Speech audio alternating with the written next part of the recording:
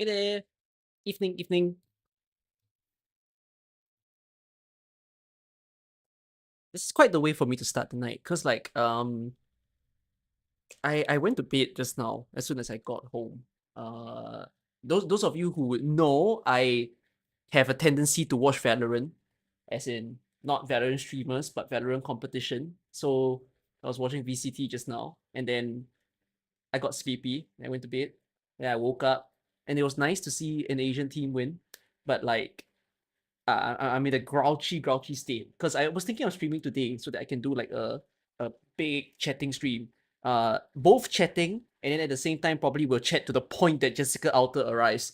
But I think I reduced the chatting time by a little bit, but there's still a lot of things that I intend to talk about in one whole stream. So yeah, good to have you all today. It's been a while, I think, because like the last time that I streamed was maybe on Monday. Was it Monday? Let me go and check. Yeah, I think it was Monday. I'm looking towards my days of streaming in this month. And actually, it's not that many, I would say. Like in the month of February, I feel like I came online. Chatting sessions go. Yeah. We'll do a full on yapping mode. There's things that I want to talk about in AK, and then there's things that I want to talk about in other games. Cause like I got pinged by some of my friends about how certain other games are being active, and it's not just that. It's also like online, on Twitter, on YouTube. You start to notice certain things. I want to talk about the HSR global account buff. I cannot believe it. I genuinely cannot believe it. Okay, we'll take some time to talk about that, and then I also want to talk about how I've never heard a gacha game refund all their pools. Like that these two things happen in the same week.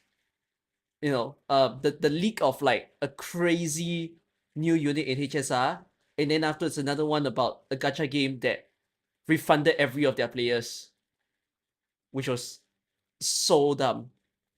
Yeah. Um.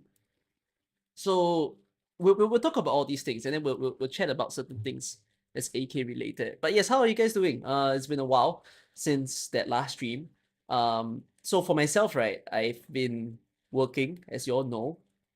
It's been 6 weeks in the work, and I like my work, but holy crap, I realized that like I'm a very okay. Let help me to understand this. Is this a sign that I'm old?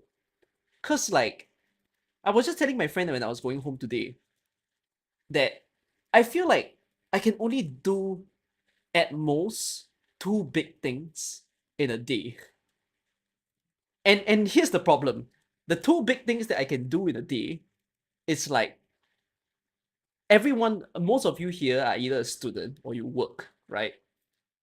So working in a way is a big thing that you do in a day, right? You spend a lot of hours on it. Then for me, if I have to gym or if I have to work out, oh goodness, I do not recognize your name, but hello, thank you, Miss Razor, for EG. I wonder how you came up with your name, but thank you for starting my stream so sweetly. Appreciate it. I've never seen your name. That's a new person. Hope to see you around. I hope to have you chatting also. Love my streams. Oh, bless you for saying that. Yes, I hope I can give you all a sweet dream stream today, and a dream as well. But like, so I can only I realized that my stamina in a day, right, is like so little that I make it a point to work out every single day. How's my Enfield video? I couldn't get started on it. I don't have the mind space. But let me tell you why I don't have the mind space. It's literally what I'm talking about right now. So I make it a point to take care of my own health every day because like I care about it in a sense, and I've not reached my goal health wise in a sense. I thought that I would be able to get there by I guess the end of last year. I would say that was the goal that I put towards myself. That is like physique wise, I wanted to be a certain way, but I still feel like it's not quite there yet. So I added the goal by one more year. But at the very least, it's not like I did nothing in the previous year. And I can see that I made a lot of progress. So I'm quite glad that I'm just keeping up with it. But it's also a bit of the oh, I need to do all this hard work sort of thing. So I tell myself to do it for another year. Thank you, Miss Razor, for subscribing for yourself also. Oh yes, I wanted to talk about Monster Hunter Wilds as well during the stream. But workout to me, right, is another big thing that you do in your day.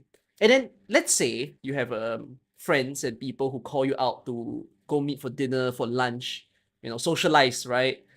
Um, go out, go for exercise together or like bouldering, because that's something that I do. Those are like another big way of spending my time. So I, I, that was what happened for me yesterday. I was actually gonna stream yesterday instead of today, but when I got home, I was dead tired because I ended work and then I went to have dinner with like some of my schoolmates in the night, and as soon as I got back, I was just like, God, my battery is zero, and I sat on my computer chair here like, do I actually stream? I don't know if I can do it to stream for people. So am I old to like not be able to do as many things as I used to in a day? So yeah. Oh yes, roles are a thing. If you want a role, you can let Iru Kev know that you bought the role. Introvert debuff. But the thing is, I'm not an introvert. I'm pretty certain to say that I'm an extrovert, but like um there are times that when people say ambivert, I'm not certain how true that is if you describe yourself as an ambivert. But I am an ambivert in a sense because I like being around people. I feel like my extroversion comes that if I put myself in a space that is around people, so whether it's streaming, whether it's around my friends, whether it's like at work, my extrovert side shows up. But the instance I'm away from people, right?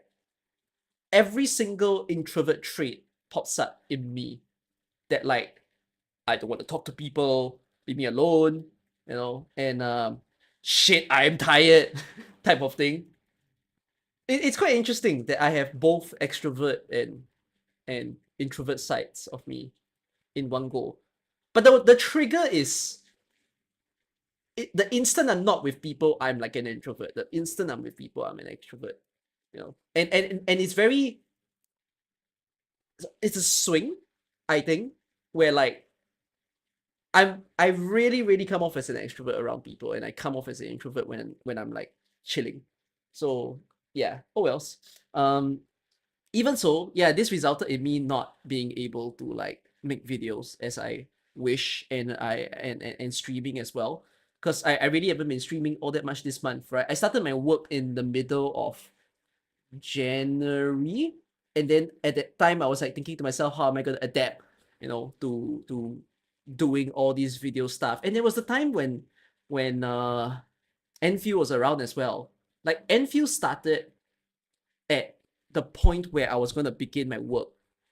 But thankfully, right, the I guess the thing is that I got through Enfield at that time. But I can tell you that to go to work and then immediately come back and then play several hours of Enfield and then go to bed, it was not a very healthy thing to do because I wasn't sleeping all that much at that point in time. So like yeah, I realized my body or my mind don't keep up very well this sort of schedule.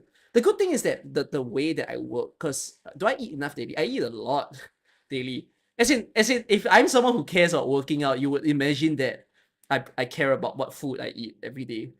So yeah, but I'm not working to the extent of like it's the entire year kind of thing. Because I did mention to you all that um yeah, I stopped playing reverse because of Enfield at that time. And then now I'm not even playing reverse all that much. Um Simply because I cannot manage that many games in one go. Like literally the only game that I play every day is AK right now. And like if I'm watching stuff on YouTube, which is a way that I spend my time, I'm either catching up with Valorant basically, or if not, I'm catching up with like things that are interesting to me. You know, what am I actually following on YouTube nowadays? It's so funny to say. I'm probably at the hour where Americans are actually watching me right now. And I've been following American politics so tightly. I'm in the doom scrolling arc, bro. That like every dumb thing that I see come out of the Oval Office is hilarious in a way to me. It's just it's wild times. Yeah, I'm following American politics a lot, and then I follow Valorant stuff. And then ever since I started work, right? Because my work involves programming.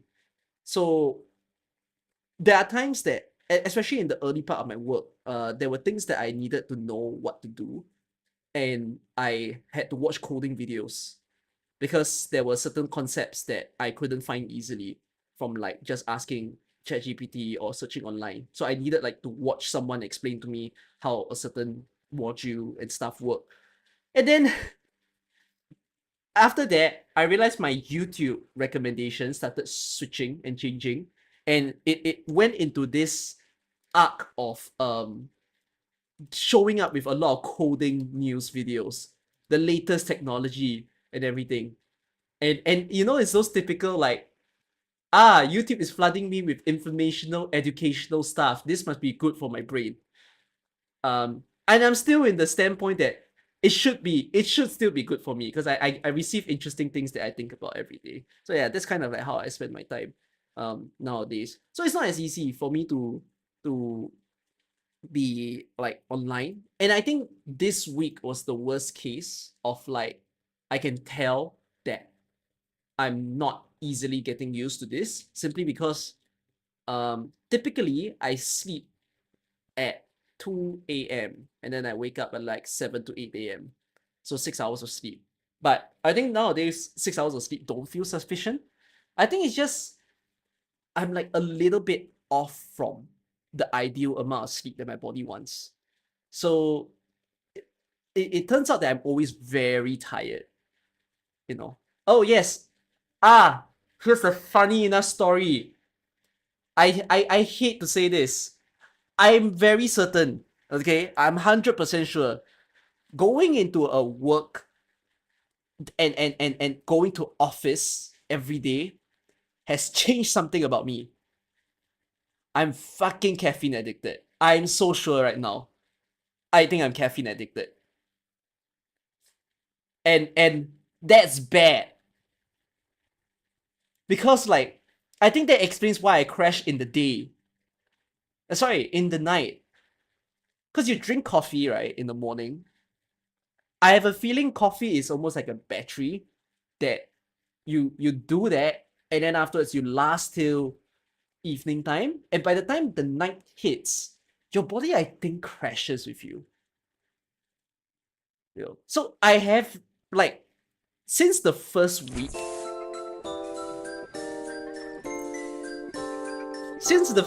of work, thanks Kev. I'm also addicted to cookie gauge.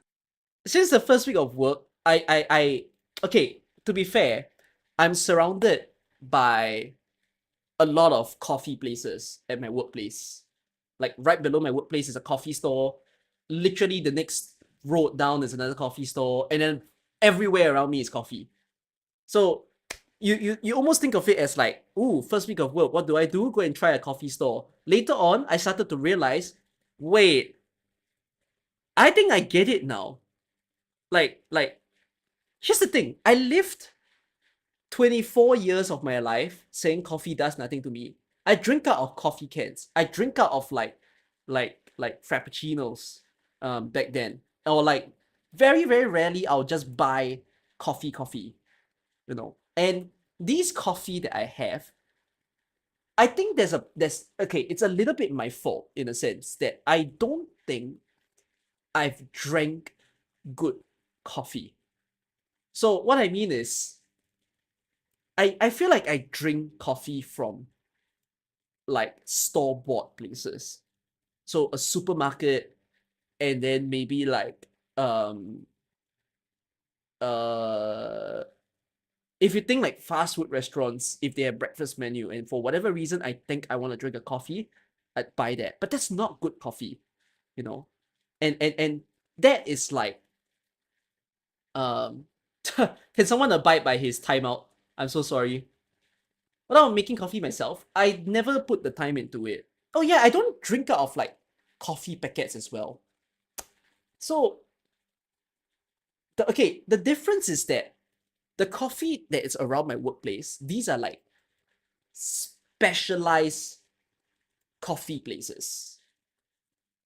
So they're the type where, oh, let's sell you some coffee bean that you can put in your coffee that you're not very used to, you know. And then like those coffee are good, you know. And it's the stuff. Okay, I realized two things. It's not Starbucks. It's really like cafe like coffee. Uh, it's on the more expensive side, but it's not like completely broken on the bank in a sense. It's like in the middle, a reasonable price for an office person, basically. So two things happened in my first week of work.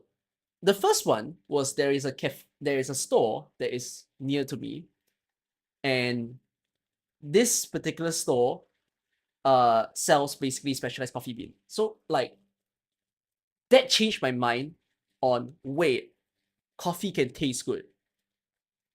Like legitimately good. And then it felt good to have it in a sense. Oh, thank you. Anonymous tipped Not sure who $1. Anonymous is, but thank you.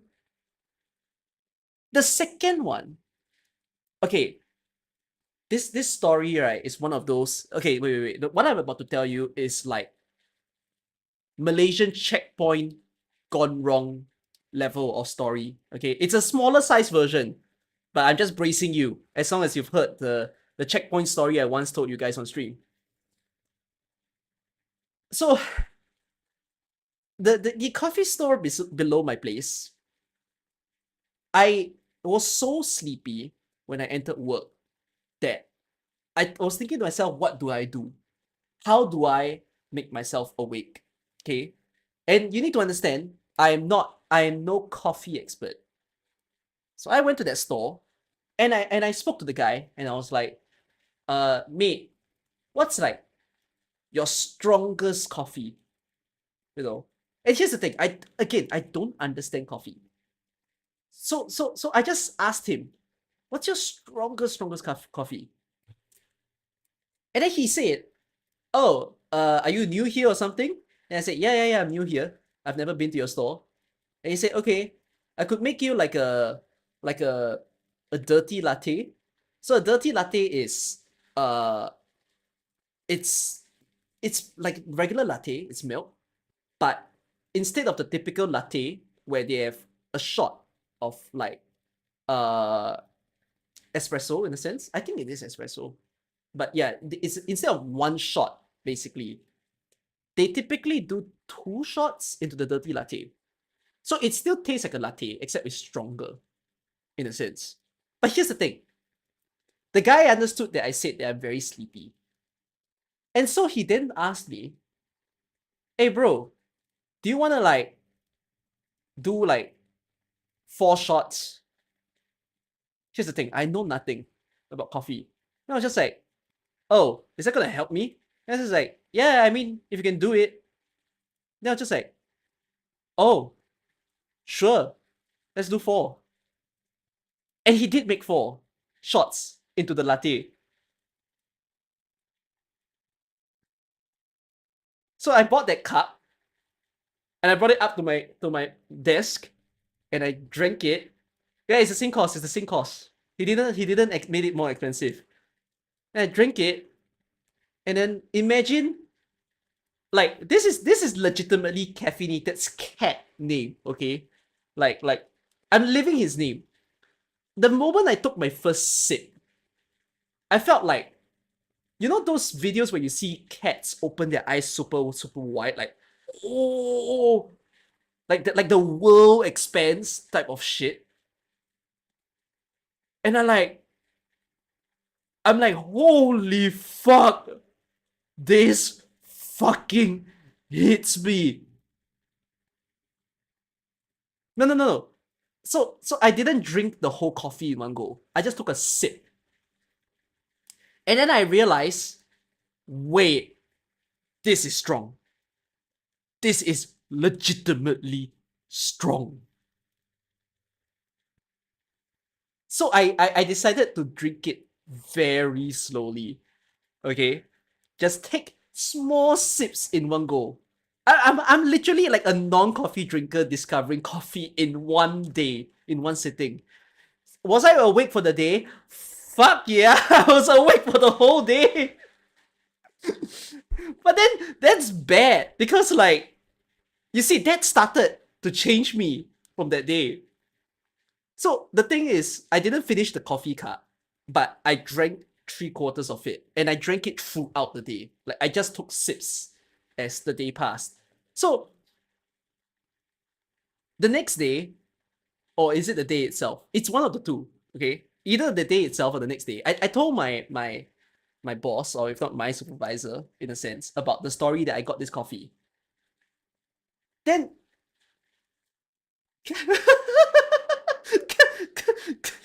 my I don't know how to explain this. My manager listened to me as I say I got a 4-shot. And you can imagine his expression just like,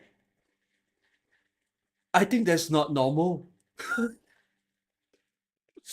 Like him expressing that it's not normal made me realize, oh wait, that's not normal.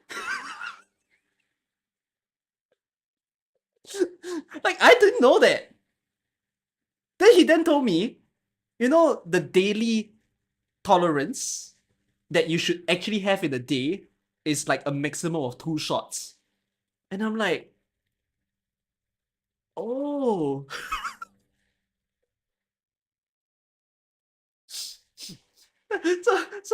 So I didn't know that. So, and then he told me that about the story of the store below my workplace.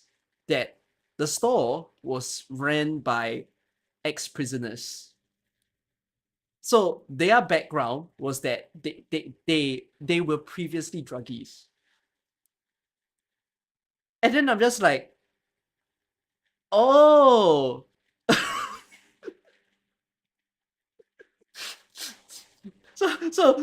So I've been roped in without knowing anything. And so I realized, I had abnormal coffee. Yeah, so the guy was truly trying to make me awake. And the guy was truly straight up caffeinating me.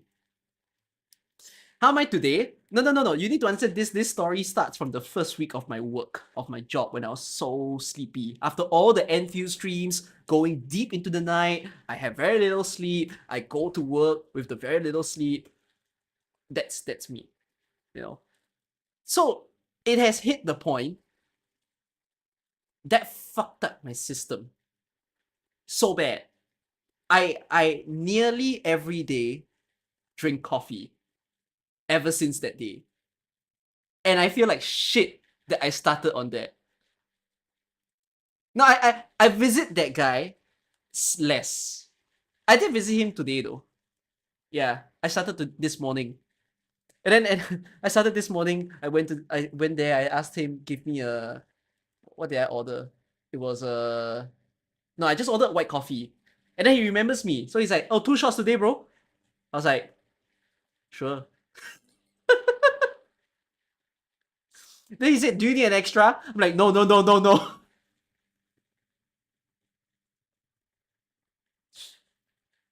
Yeah, I drank 2 shots today. So can you imagine why I crashed before I stream? I slept before I stream right now. Am I sure it was only coffee? Oh, I wouldn't know. But yeah, I'm so into coffee at the moment that it's just bad. Like, if I wasn't working, like I don't drink coffee in the weekends. I just drink coffee when I go to work. Because it helps me to stay awake. But there are days that if I'm really truly awake, I don't drink coffee. It's kind of what I tell to myself. But yeah, I've basically understood that coffee works. I think if you don't think coffee works for your body or your system, you just need to drink some better coffee and that will make you then realize. I didn't have much coffee in uni. I didn't run on coffee back in uni.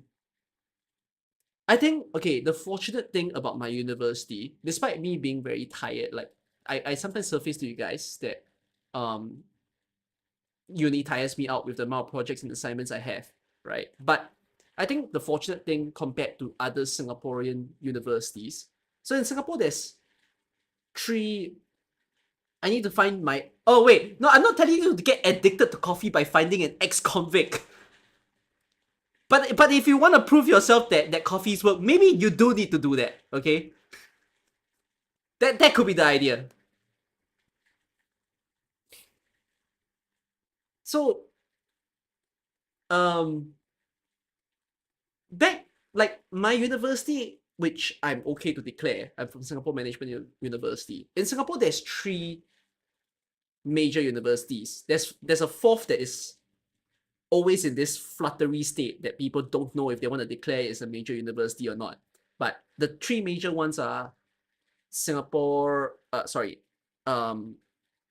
Nanyang Technical University, which is called NTU, National University of Singapore, which is called NUS, and then Singapore Management University. The other two is more known than the school that I went to because if you search up, if any of you are like wonderful, bright students and you've ever considered applying universities overseas, you would know that those two universities are like top ranking in the world.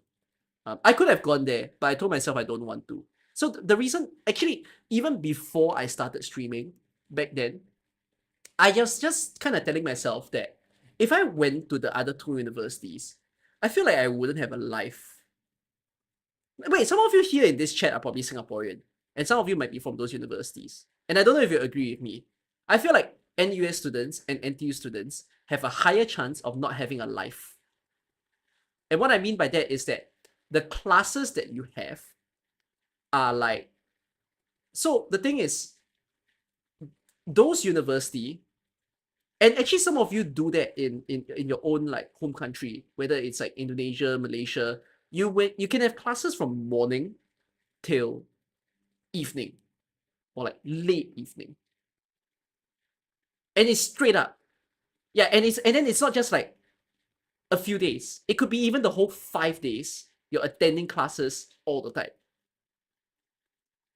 So you barely have that sort of time to chill. And then the other pain is also like you might end up not, how do I say this? Because you have so much time spent in school, you end up staying in your school like a hostel. Like you can't go home because the university is far from your home, and you rather stay there rather than to go back home. So to be fair, if I'm not like a streaming person and I was just a student, I could have had that life. But imagine if that was my life, and that would be a bit of a pain. Some people have better schedules. Yeah, there's some people that your full days are less. So instead of going 5 days to school, you might be able to do it such that you only go to school 3 days in a week, which is good. Now, SMU is a little bit different. You're with friends majority of the day. Yeah, I get that. It's a bit different vibe, I would say. So SMU is different in the sense that I feel like when NUS and NTU students discover this, they'll be thinking, whoa, how are you able to do that? Because we run by, so usually the reasons why the other universities have longer classes is that they have a class and they have a tutorial. So a class is like a lecture and people sit in and they have to like listen to sit in the giant hall, hear a lecturer speak, right? And then tutorial is like the smaller intimate class that you go through your assignments, you do some projects, you do maybe some experimental stuff where it's more hands-on basically. So both those lessons are like very long, right? SMU doesn't have that. SMU stipulates that every of your so-called topic is just a 3-hour time slot, and it's once a week. So typically in a semester, people have 4 classes, 5 classes, a maximum of 6. 6 is rare, but let's just put that there are 5 classes. So in truth, right, the amount of time that we spend in school is 3 hours.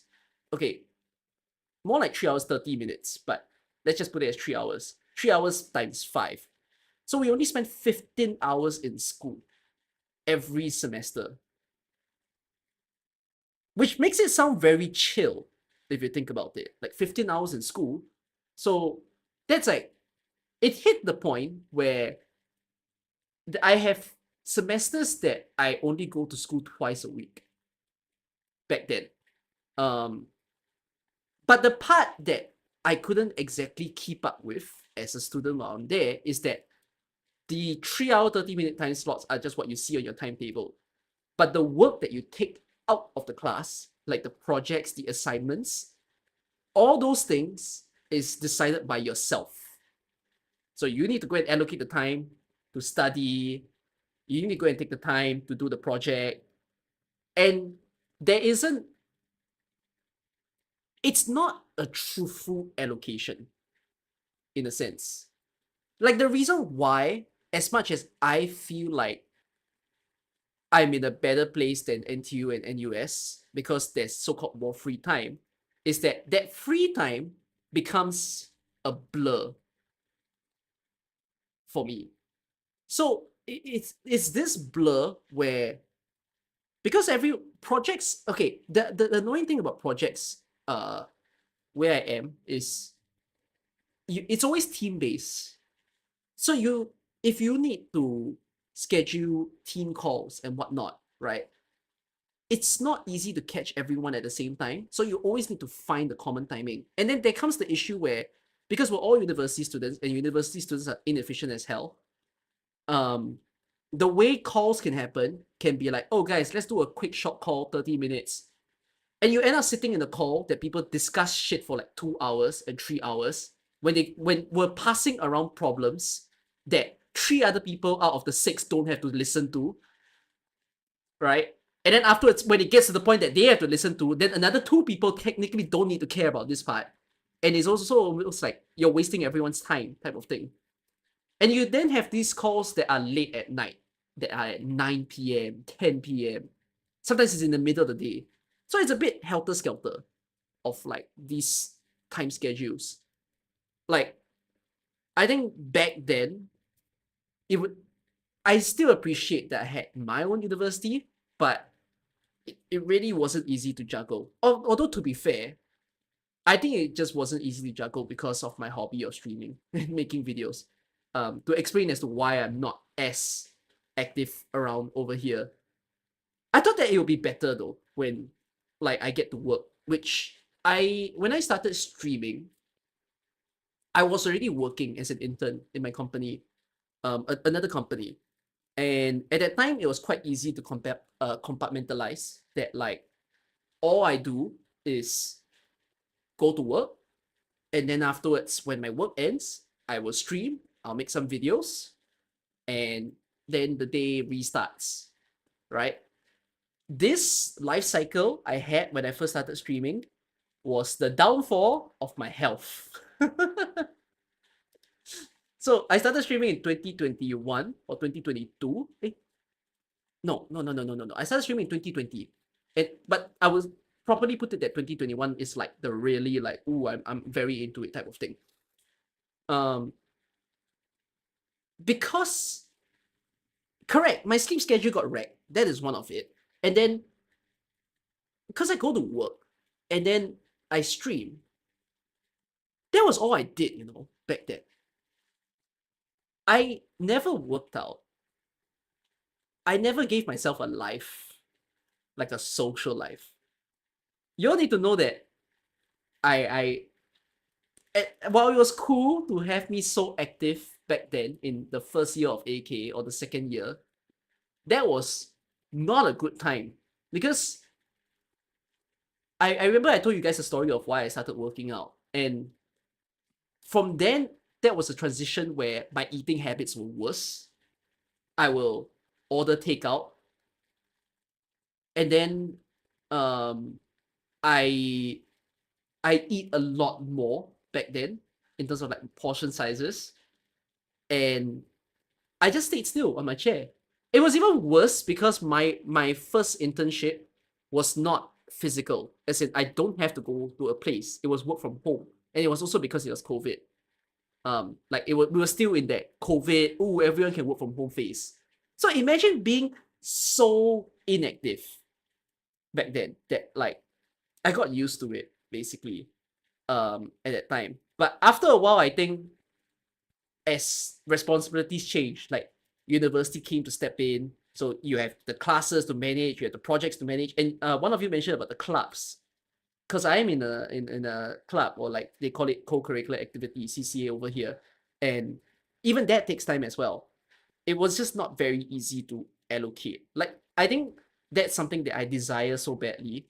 Once my current internship ends, that like I'm able to put more time into the things that I truly want to do. Before streaming, how often do I play rhythm games, both in arcade and mobile rhythm games? Before streaming was national service for me. So in Singapore, there's national service, and that took up 2 years of my life, right? I only played at the arcade was like my childhood basically, and I played more heavily at the arcade when I was from maybe 13 years old to 17 years old. So those were the days where if I go to the arcade, I would go there 4 days a week. Or five. It can be as bad as 5, but I'm just gonna average that it was 4 days a week that I spent at the arcade. Do I only play some Voltex? No. I played some Voltex, I played Jubeat, I played Dance Rush. I could play Beatmania, I could play My, I could play Trinitum. I played a lot of arcade rhythm games back then. But my arcade phase was 13 years old to 17 years old. But ever since, I go to arcade like once every 3 months nowadays, like here and there. But mobile rhythm games, so after 17 years old, mobile rhythm games became a part of my life. Like it was a swap where you don't need to spend money, you can save money, you can just play a song on a phone. So that was how I put to it. What arcade games do I not play? I will never play driving games. I'm not into driving games. Yeah, I think that's the only arcade game I abstain from. But it's so weird for me to say because yet I want to play a racing game like Forza Horizon, but I don't want to play an arcade racing game. Yeah, maybe I should return to arcade rhythm games. It doubles as a calorie burning method. Bro, arcade helped me to lose weight when I was young. I just realized something. I was kind of fat for 2 phases of my life. Yeah, I was. I should one day bring up, like, go and look for my old child pictures. Cause I have a picture where at the age of 11 or 12, my face was like full round. Like it's not even this. What do I look like? An egg? What the fuck is this face shape? An egg? But I think my old pictures doesn't look like an egg. It looks like a ball. I look like a volleyball. Like that's what I mean. So so my mom shared with me pictures back then that like I just had a lot going on in me as a kid. She'll take pictures of me like bouncing around in the house or like lying on my bed. And I'm just like, damn, this kid ain't healthy back then. But arcade changed me. It was both puberty and arcade. Because yes, puberty helps to change how you look. And then I was pretty certain that arcading a lot works. You need to know that when I arcade, right? So, I mean, when I went to Indonesia, those of you who have met me there would have seen. But I'm very fidgety when I play the machines. Like I don't stand still. I'm very, very active. You all see me play some Vortex. Maybe not those of you on YouTube, but those of you on Twitch, if you've seen my some Vortex streams, I play when I'm sitting down, right? But in true, some Vortex is not a game that you play while you're sitting down. You play while you're standing up. So I have a tendency that I end up dancing while I am playing the rhythm game. Like you see me move more than I should. Like why would you move your legs when the game is a hand game? You know. So I do know that it helps me to burn more calories per se. But I'm not as concerned about calorie burning right now. I think I'm more concerned about like if you talk about current phase of life, it's really just building my body a little better. Cause I think I've always had like a how do I say this? I think my build is always this very thin person looking. But then at some point, I'm also what do you call those kind of people? Skinny fat. Yeah, skinny fat people, basically. Where you look skinny on the outside, but then it's like you go you go to shower, that sort of thing, then you're just there like people say I'm skinny, but I'm not type of thing. I know some of you will probably understand what I mean. So yeah, I've been that way for like the past 3 years. That streaming was both a blessing and like streaming is both a blessing and a curse at the same time. I would say that I love that I'm able to do it and to be able to find out that I like entertaining people, that I like doing this line of um doing this as a hobby in a sense. But then at the same time, it took up so much of my space in my life that I couldn't do a lot of other things. So as university started stepping in, right? Because you all asked me about, oh, what about the other games that I play? I don't play rhythm games as much as I used to. And if I compare my 2024 time, 2025 time with how I first started YouTube in 2021 and 2022, if you ever search up my statistics on YouTube, the number of videos that I post and even streams that I do, you can't search YouTube statistics or streams. You have to search Twitch because I only started dual streaming last year. But I have a feeling on average, I post videos or stream videos at a rate of once per 2 days back then. Like both streams and videos combined. And it's sometimes as regular as once per day back then. So it almost sounds like some of the streamers that you would know, or like YouTubers that you would know, that literally like the gacha content creator, they stream like every single day type of thing. That was back then when, things were better, I had a little bit more free time type of stuff. But then as 2023 kicked in, it just got less. I just couldn't keep up. Like I started picking up new hobbies at that time. I started being able to host events. Then I wanted to be, being active only came in at the later part of 2023 when like my life started to cloud over me, throw me down, and I started to realize, oh, I should do something about what I'm doing. How did I manage to VC almost every night back then? You make sacrifices, I think. Back then, so some people say this, like, why am I so active on Discord in my early years of YouTube or like doing all these Arknight stuff? It's just because if I'm not, as you see, if I'm on VC, it means I'm not doing something else, right? It can mean I'm not studying. It can mean I'm not meeting another friend. It can mean I'm not working out, right? You can't do everything in one go, in a way. So it's also the idea of like self-care in a sense, like putting time for myself. I barely focused on myself, I feel, back in the early points of like doing YouTube. So, and at that time, at least it's my first year of university. So work was easier. Everything is introductory. There isn't too stressful of a work. And back then, grades were good. Oh yeah, if I were to draw a graph of like my grades, in university from the first semester till now, it is an airplane trajectory. Like it's a perfect looking linear graph. And when I say linear, I ain't meaning horizontal. You know, I'm talking like woo. It didn't crash. Okay, I entered in my university. It never crashed. Okay, I'm a good student. But you know, it's like you start out your first semester and your second semester saying, "Wow, damn, my grade's kind of good. Well, I guess this must be the trend from here on."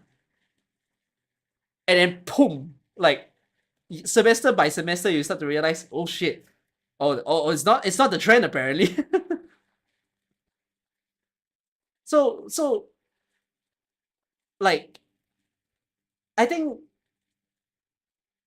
the first few years of both my uni and streaming were just easier years. That I had more free time, and there were things in my life that I never prioritized as well. That I never prioritized on spending time with my family, with my friends, on myself, doing things that I liked, you know, at that time. Um, so I think that carried forward into these few current years. That like in the past 2024 and 2025, as much as I feel like I'm a little bit more active online, but yet at the same time I'm also not, because I need the time to rest. I need the time to chill in a sense. So it's not all too easy to do these things. Actually, the reason why I'm bringing all these up is that I think I'm just expanding on mentioning to you guys that content creation is something that I'll probably go full time.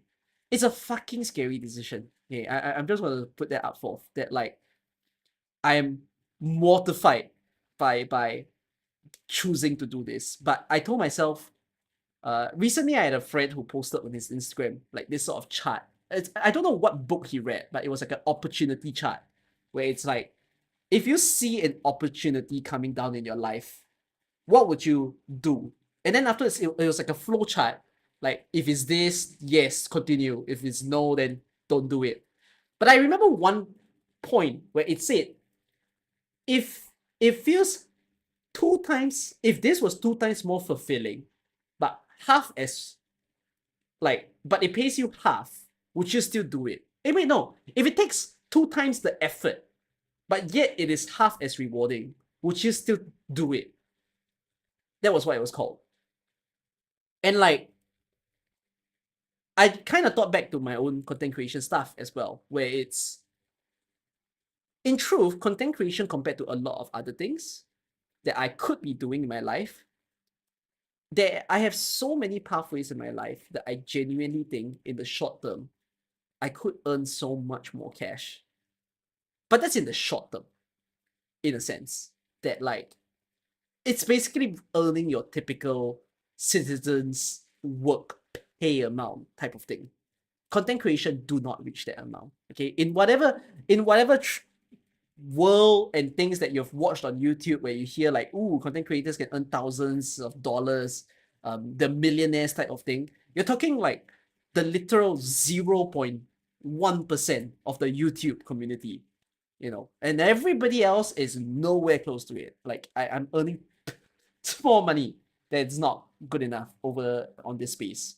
But even so, I think I don't mind it, simply because at the very least, I told myself that continuing on this, I can still eat fine, I can still live fine, and I can still pay for whatever that I want while I'm doing this content creation stuff. But it's more of, um to me, I never truly took the time to investigate whether this whole YouTube thing is a good thing to try.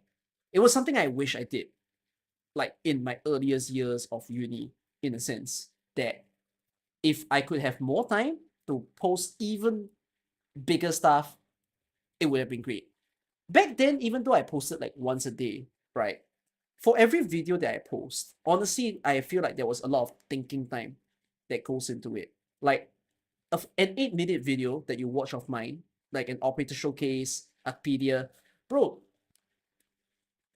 Do you know that Artpedia, the very, very first Artpedia, which was edited by Pep while he was helping me before he helped me, that video took 2 months. Like, if my video, if my good videos take that long to make, how do I keep doing it? You know, how do I do it when I have all these responsibilities on my back? In a sense, like even what's my most watched videos? Beginner's Guide is one of it, right? Beginner's Guide took me 2 weeks or 3 weeks to make back then. The Channel drama took me quite long. That might have been a week. Yeah. No, my most watched video is the Beginner's Guide video. It's not Chowder anymore. But a lot of videos basically take me a lot of time to plan. So I think what people don't seem to see is like a video being filmed for 10 minutes compounds to a lot of time to film. And prior to, I mean, you need to talk about editing as well, right? There's editing time, there's filming time, and there's the whole scripting, thinking, what do I actually want to say time. And I still have to review the footage and everything. Like, I think video making has a lot of steps involved. And it's just that nowadays I cannot allocate perfectly the steps, in a sense. Do I overthink my video to make sure that it won't be a slop? I never think. Do I think that some of my videos back then were a slop? Maybe. But I don't have that attitude all the time. Like, to me, I take effort to watch the videos that I made because I think of it as, is the video enjoyable? You know how I kept telling you guys about if you do something, you're not doing something else, right? It's almost like saying if you're studying, the time that you spend or waste on studying is not put to meeting a friend. It's not put to watching a show, right? So the same idea that if I make you an 8-minute video, a 10-minute video, my sort of motto is that you are putting that time. Like even right now, when you're streaming, and when I'm streaming here, and you guys are sitting in to watch and listen to me, you're spending, how long have I been speaking for? An hour. You've just spent an hour with me over here. But I only want to make sure that this hour is a good use of your time. That you feel good, you feel happy that you've actually spent the time to do so. Like I don't think of it as like, maybe that's my way of preventing slop per se. That like, I want to make sure that people feel good whensoever you spend time in my videos. You know, I think the worst feeling, like, you know, you guys must have felt this when you watch a TikTok video or YouTube short or any other YouTube videos, that you watch it for 5 minutes, 10 minutes, or even a manga, and then at the very end of it, you start like thinking, oh man, that was a waste. I wish I didn't even have to see it. In a sense. Do I think of myself as a people pleaser? I used to, but no, I don't think so. But it's a bit weird. It depends on the definition of people pleaser that you're saying. Because to me, right, our life runs on being with people all the time anyways. Like, okay, wait, that's my motto when it comes to making videos. But my motto of making videos kind of applies to a lot of things in my life. Like, I think it stems from my core belief in my own life that is, it's a very morbid belief. So don't get scared from what I'm about to say, but maybe it'll help you guys to think in a certain way. Like I have clarity in my own life because of this way that I think. That is, I don't know when I'll die. Some of you are gonna be like, huh? What is he talking about? But hear me out. Like, yeah, I mean, we don't know when we'll die, right? I think this way because of things that has happened around me before. That I have had people who left me, or like reading about how some people are gone, and then it's no explanation sometimes. And I think to myself that, oh fuck, I'm not immortal, that can happen to me. It sounds like existential crisis. I don't think about this all the time. You shouldn't think about this all the time. But it made me simplify something for myself. That is, it's almost like saying because you can leave any time. Doesn't that sound meaningless to a certain extent? That like, oh, we're just living every day, but we don't know what the fuck we're doing. What am I here for? That type of thing. When like I could just go tomorrow. Quite a like that can happen, but even so, that's kind of when I think to myself, but why should I do that? Like why should I be the decider of things to happen? So why not just let it happen whensoever shit comes in? Like I think that's when I told to myself that, well, until the time where my little ticking time bomb in my body takes me, why not just do whatever I can for fun? We as people, we as humans, we're not meant to be angry. We're not meant to be sad. Like the best feeling in life is being happy, right? Feeling fucking good every single day. There's no point to mow, there's no point to get pissed and angry about things that don't really matter to you. Like eventually you start to realize those aren't important. So you on one hand, you deserve to be happy. You should take care of yourself. You should find out what are the things that makes you feel good. Then there is another thing that you need to understand that is, in truth, right? Everyone is trying to do the same thing as you, right? Everybody is trying to also be happy. So it's kind of like, why do you go out of the way to make someone else? Why would anyone go out of the way to make someone else miserable? To be fair, 26 months of marriage. thanks, Shu. To be fair, some people might say, oh, because I get off of it, right? Like, I feel good about making people's life worse. But I just find it that's weird because you're not. That's just awful that you want to use someone else's unhappiness to satisfy your happiness. So that's kind of why, like, when it comes to me making videos type of thing, that's probably why I have this motto that is that called a people pleaser when I think this way. Like I almost feel like it's a moral duty that you should try to make everybody have a good time because no one wants to have a bad time. It's such a strange thing to say, isn't it?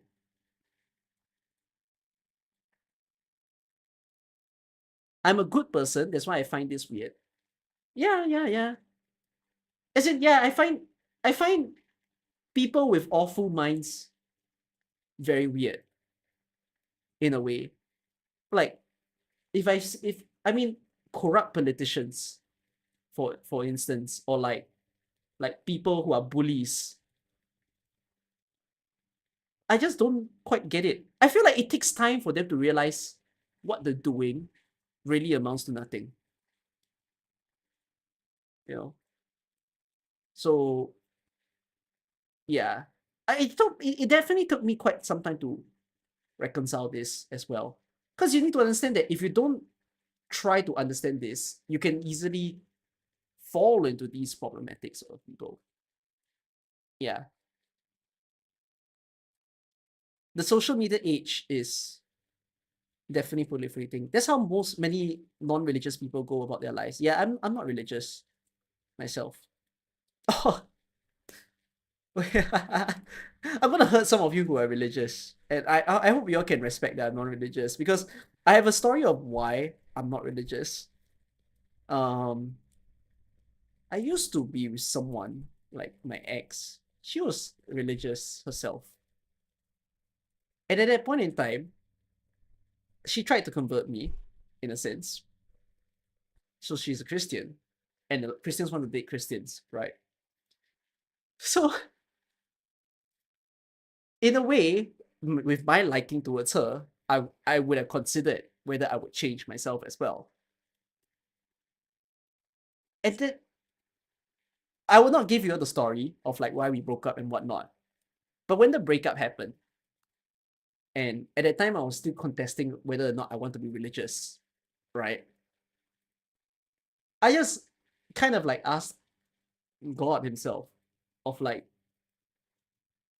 is it not meant to be? You know, am I the problem? Are you telling me to be away from her? Or like, are you telling me to be together with her? That type of thing. And for her as a person, she's very like her decisions that she make is very bounded to a deity, basically. Or in this case, it will be Jesus himself. So at a certain point, I think just something snapped in me and be like, bro, I'm asking this guy who's not giving me fucking answers for the entire time. Maybe I'm doing it wrong, you know. That like I'm not saying the correct things. I'm not doing the correct things. I'm not in the correct room, the correct posture. I'm not. Yeah, I'm just doing it wrong. I tried, and after a while, I'm just like, fuck it. This guy's not helping me. Let me just go help myself. And after that, I just like I've lived my life that way ever since.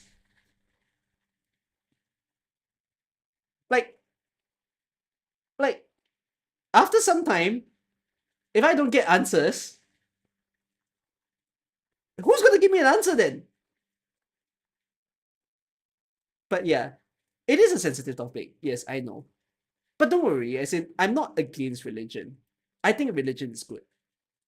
But it's not for me, unfortunately. Because here's my perspective. It's a very painful perspective, and I know I've entered debates with my friends about this before, and some of you might do so with me as well. But like, I have a simple statement that is, if I apparently have to be punished for not subscribing to a religion, right? Who's judging that? Like, apparently the basis that I'm punished is that I'm a bad person in a sense. Like you're not. It's kind of like saying you're not good because you choose not to do it, right? So I'm just in this state of who's judging me? Who's the one to say that I'm doing things bad? When like I know the entire time in my life I've set forth to not hurt people. I've set forth to always help people, to be generous to people, to give to people. So why is it that I'm gonna get more punished than my next door Christian neighbor who is shouting at my other neighbors, who is bullying other people, and apparently can get away because she's a Christian? Type of thing. Then after a while, I'm just like, eh. Yeah, there is too much variance in a sense. But oh well. That's a story, in a sense, to let you all know. But don't worry, I'm not against religion at all. It's just not for me, really. Um, to get by. Because one of you mentioned that's how non-religious people think. That yeah, my basis in life is we're all here to have a good time. So help everybody to have a good time. Wasn't this stream about coffee? No, this stream is a chatting stream. I spent 1 hour not talking about Arknights yet. We're gonna get there. So yeah. Religion doesn't matter if you're nice at heart. Even I don't subscribe to that statement. I just feel like it's a very personal thing, religion, in a sense. I misunderstood. In Judgment Day, their sins would get paid even if they ended up in heaven. I remember watching a video. You guys can go and watch this video. It's a music video, and it's a music video that made me think quite a lot. I watched this when I was younger. It's called Aviation High. So Aviation High is a very niche song. Okay, go and watch it if you'd like.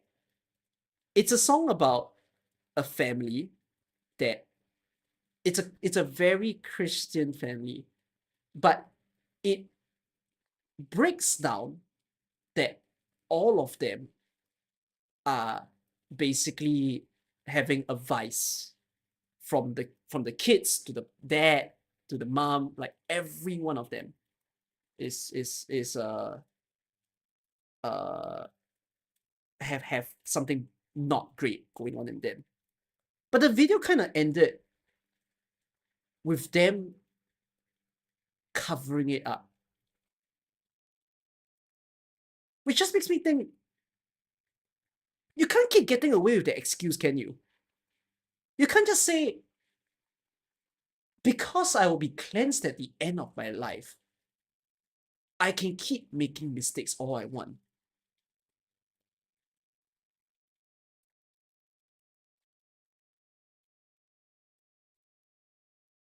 Is it the one by Semi Precious Weapons? Yes, it's a great song. It's a song that really made me think. Do I have a religion? I was born with a religion, to be fair, but I didn't follow with it. It wasn't Christianity, it was Buddhism. Yeah. But it's just interesting in a way. Jesus is cool. I think Jesus is cool too. To be fair, yes, I was on the phase of trying to follow Christianity back then. And I was also trying to understand. But there was just certain things that just made me go, it's like why am I being judged? In a sense. So yeah. Do I believe in karma? No. As in, it's not I'm not, how do I say that? I just believe in doing good. I don't believe in you do bad means you will have bad. Or that you do good, then good things will come to you. I don't think that way. I just think just do good shit in your life. That's all.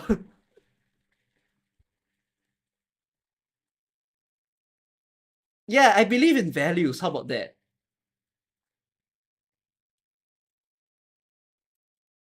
So, yeah, atheism is not exactly a religion per se.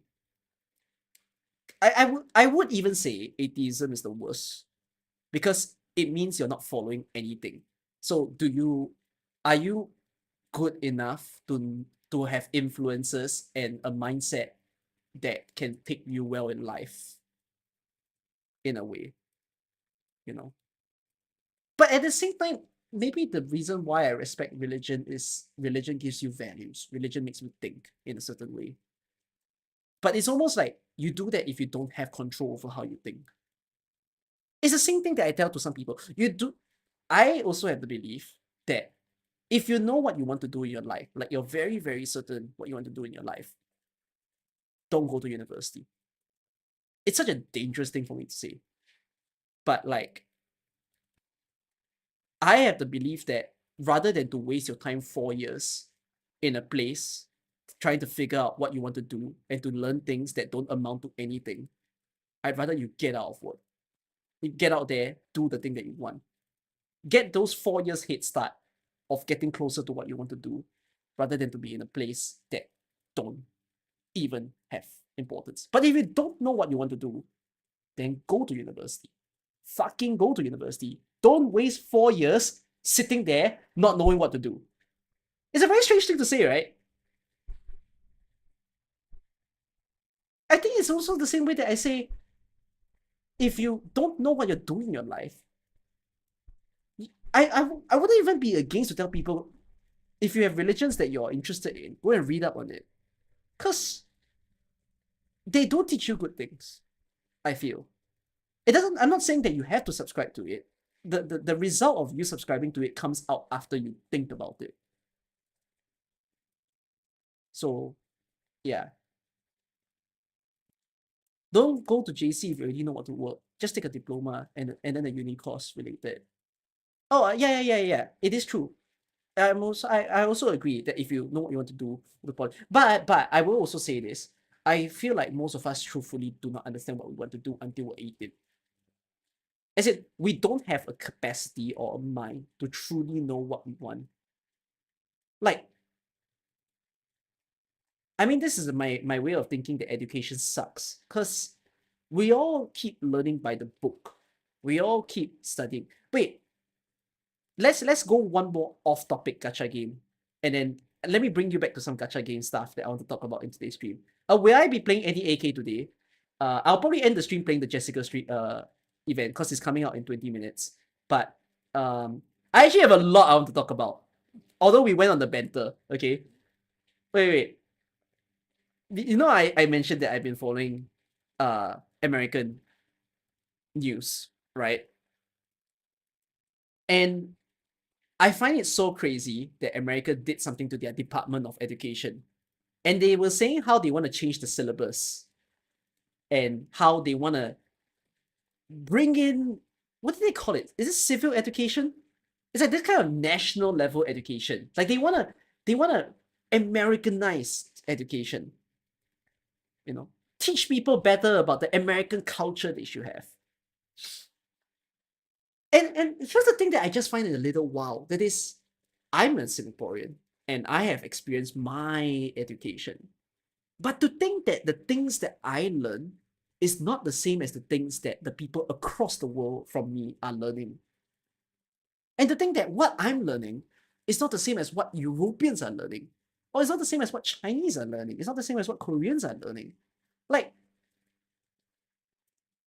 I don't, I'm at this point of my life that I've only just realized the world and every country out there, we don't see the same things. We don't learn the same things. And then we're built to think in our own ways, in a sense. Like it's kind of like, I find it crazy to think that Americans are terrible. Okay, can't fault me on this, okay? It's like a stereotype, but I think it's a stereotype that can't be faulted. Americans suck at geography and history and probably science. Americans just don't learn well in general.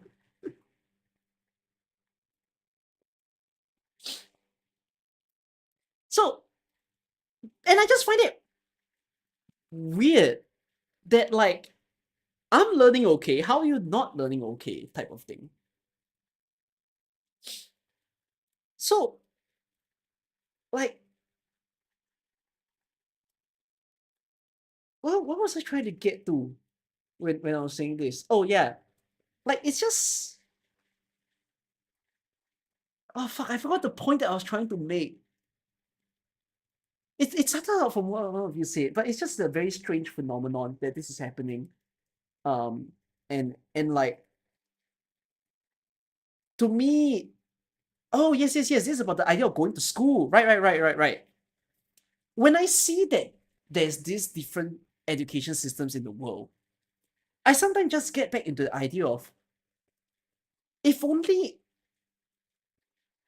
there there isn't a one truthful or correct way to learn or be educated, because different people are like needs different things anyways. Like we all have different priorities in a sense, right? Some people truthfully want to become a doctor. Some people truthfully want to be a Education gives creative. you info which is mostly relevant in your country/location. Also, most knowledge is bias.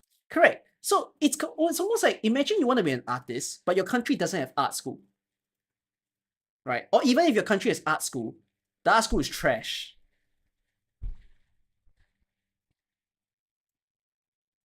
So it's kind of like, to me, that I just kind of feel like, if only there's a little bit more autonomy.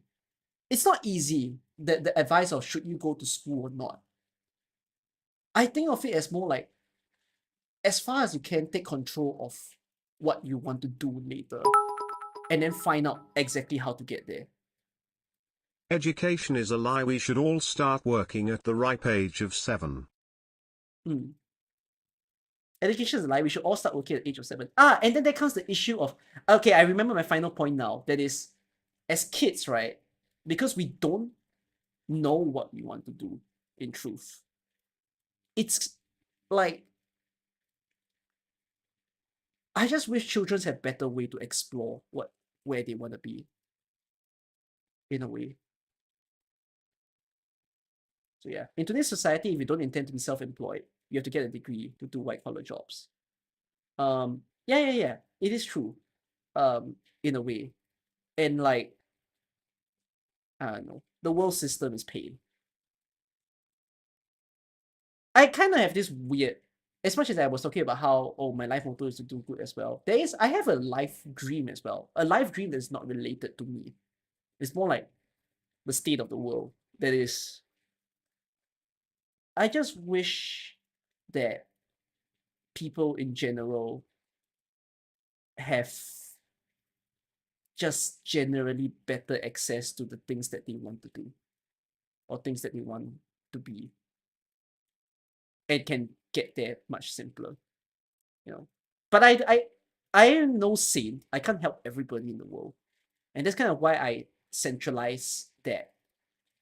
If there's any group and category of people that I wish that I was more involved in, it would be the arts. Like anybody that is a creative, um, whether you're someone who draws, someone who makes videos, these are the kind of people that I can afford to spend my time to support. So yeah, that's idealism. Yeah. You could say that I'm idealistic of a mindset. Lack of education is honestly depressing. It's one of the greatest means to self-actualization and agency. It is. Education is one of the best things.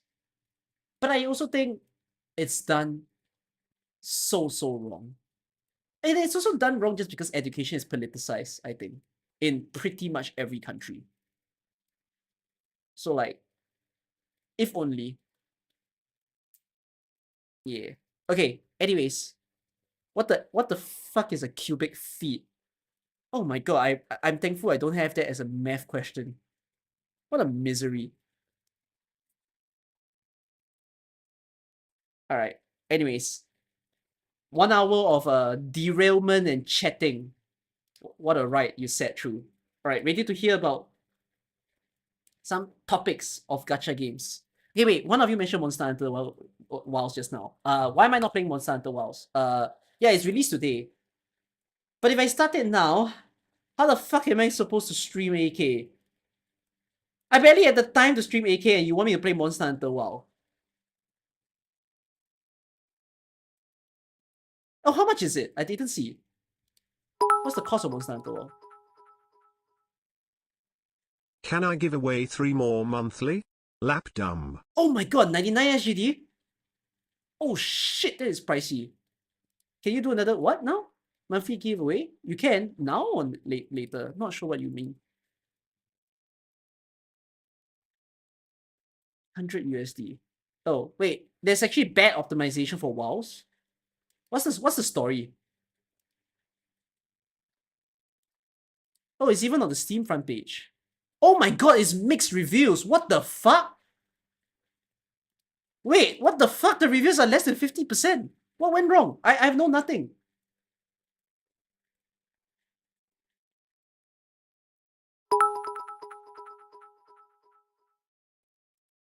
At Sancher my _ computer if run you it? do I might give 5, joke. Wait. Can my computer run it? 4070 only got 80 FPS. I have a 4070. Oh wait, 4070 only 80 FPS? What? Oh my goodness.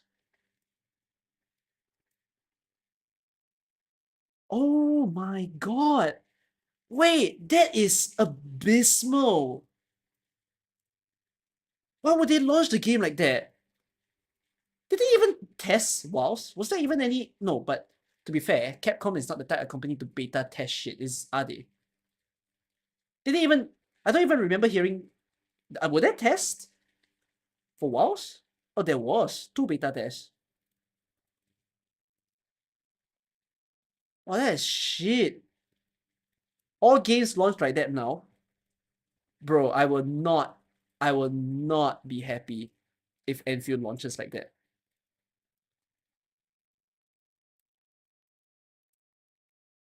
Okay. Wow.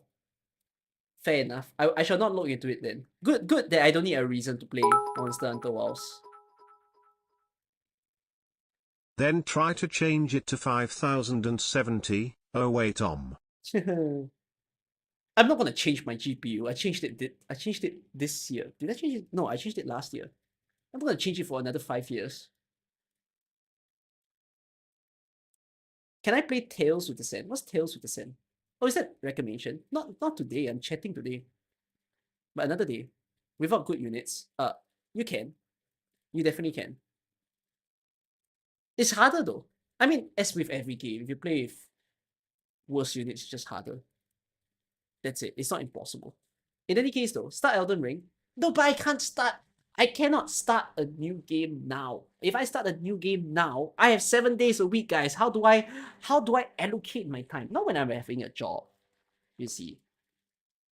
When I'm out of my job on the end of March. So I've already actually, in fact, from next week I'm already scaling down on my work. Time to quit. I can't quit. You know why? It's a school requirement. I'm not working because I need to. And wait, no. I'm not I mean I need to. But the need is not like on the basis of money. It's on the basis that I need to graduate. Like I can't graduate without doing this. Yeah. So I'm here. But once I'm done, then I'll be free. Um and I'll get my degree. I'll graduate. I'll get to throw the little hat, whatever that little top hat is. It's time to slave for another month, buddy. Yeah, but my work is scaling down, and I will be freer. I'm using the time to allocate and do stuff. Oh, I made a mistake, by the way, a genuine mistake. I forgot that I made a K-pop operator showcase in Cookie Alter's channel. Caffeinated Cat has been assigned to help me edit this. I accidentally remade the K-pop operator showcase. As in, I filmed, and then when I finished filming, I realized, oh wait, I've done it already. But it's better though. So it'll be uploaded to the main channel. Wait, I thought you want to be a full-time CC. You go rewatch the whole 1 hour of stream and listen to the story.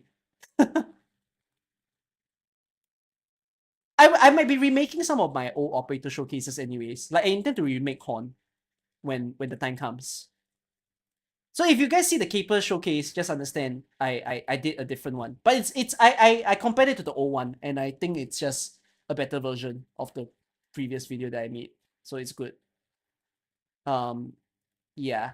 Okay, wait. Let me relate something about AK and my job. So my job is a little bit of a blur because I'm an intern. So in truth, I don't have a proper role description. Correctly speaking, my role is like product developer kind of thing. But it's also a mix of like, I'm kind of like doing software engineer, AI engineer type of thing within my job. I surfaced to my boss that I was quite, like, I had a chat with him today, and I told him I was super grateful that I got this job.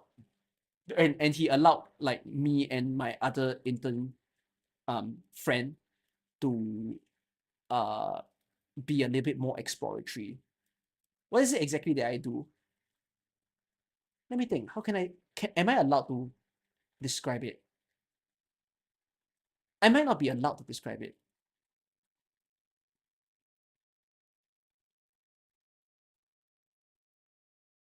Yeah, I might not be able to truly describe it. The reason why I cannot truly describe it is that my job is not private. It's yeah. No, I am working for the government. Vaguely speaking, we're making applications that is supposed to ease the current workflow processes that the people in the agency is experiencing. Yeah, so it is a developer. Like I do programming basically. Um, use it in AK terms. I'm gonna use it in AK terms. But I told my boss that I was quite grateful because there's a lot of things that I don't learn from school that I get to experience here. And it's not so much because I'm being handled, someone watches over my work. He gives us like the full independence of this is what you need to deliver. Go and do it, go and write it, go and code it. And so I think is it a working app?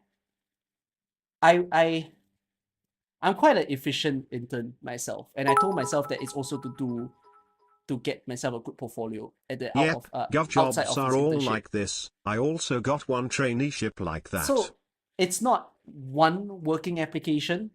It's in 6 weeks, it's 2 working applications.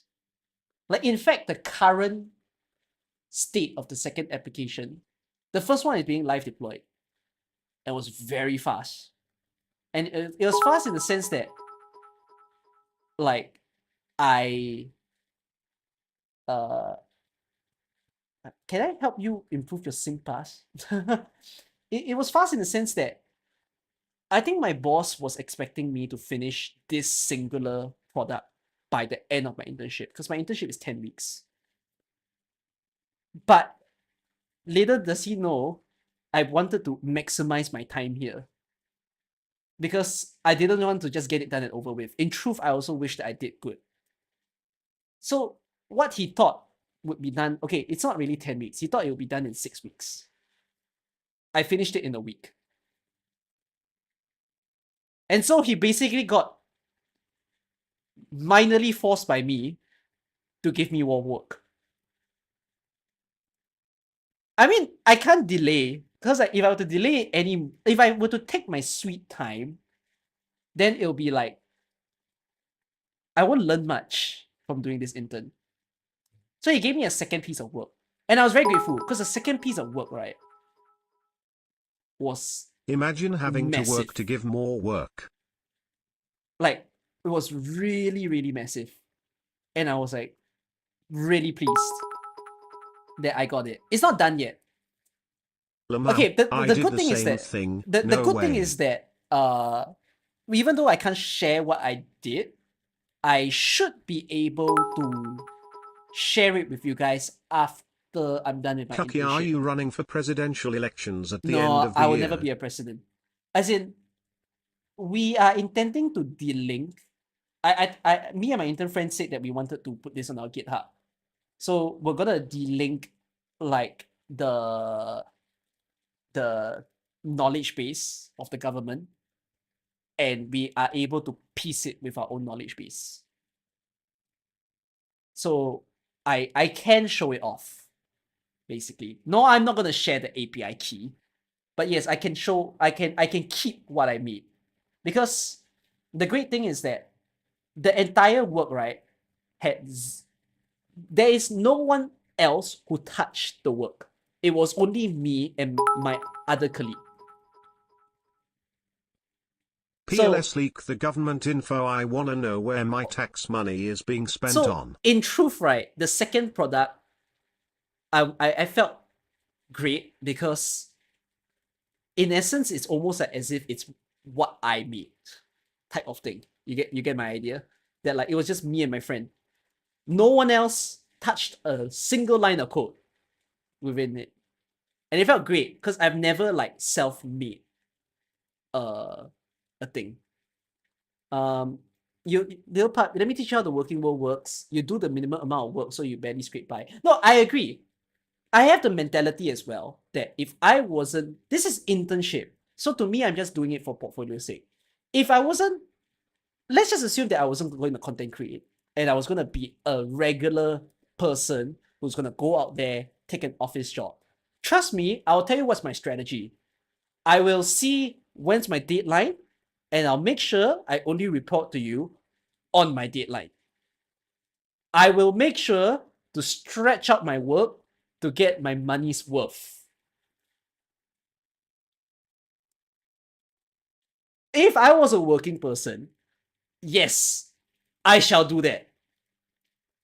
But if I'm not, like, but this is different. I'm not exactly working for a salary. I'm working because this is my last sort of gateway or opportunity to being hired full-time in the future.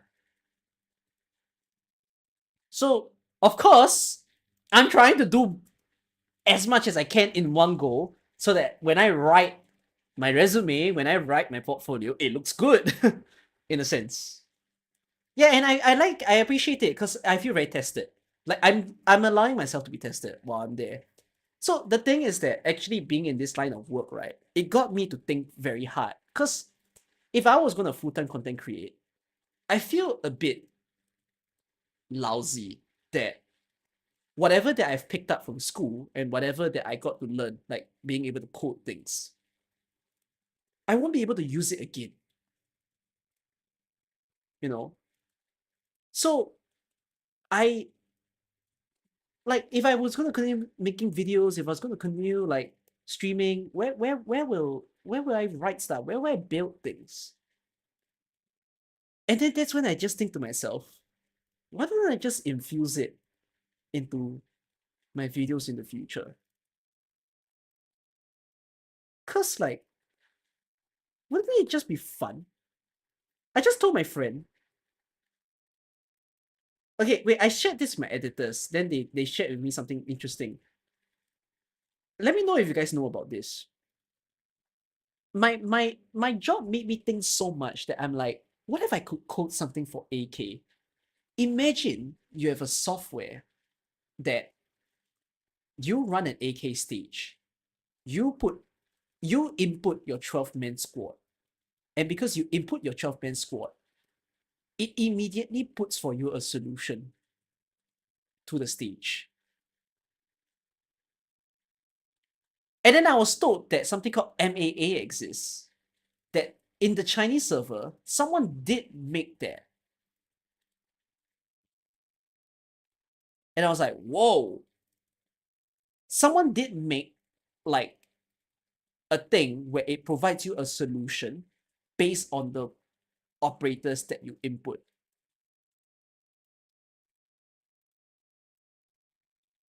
Can I show you guys? I don't know. Can I be linked? I've not looked at it myself. Wait, Arknights MAA. Ah, let's look at it together. It's the first time I'm seeing it on stream.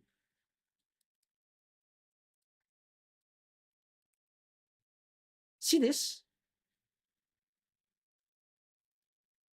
Oh, I have to download and install though. Quite lazy.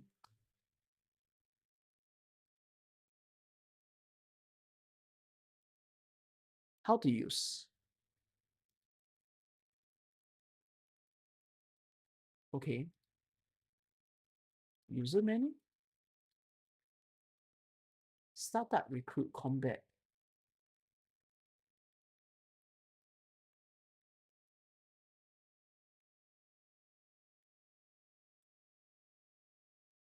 Manual entry of stage names, normal and hard. No, but does this provide you a solution? Wait. What information does this provide?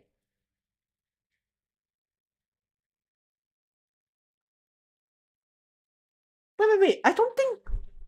Kev, I don't think this is what I was thinking. It gives you daily?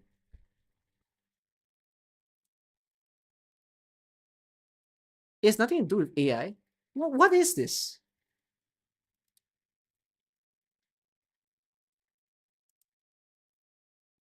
Is this just how to auto? No, this is an auto runner, is it? It's scripted? Oh, it does the daily for you.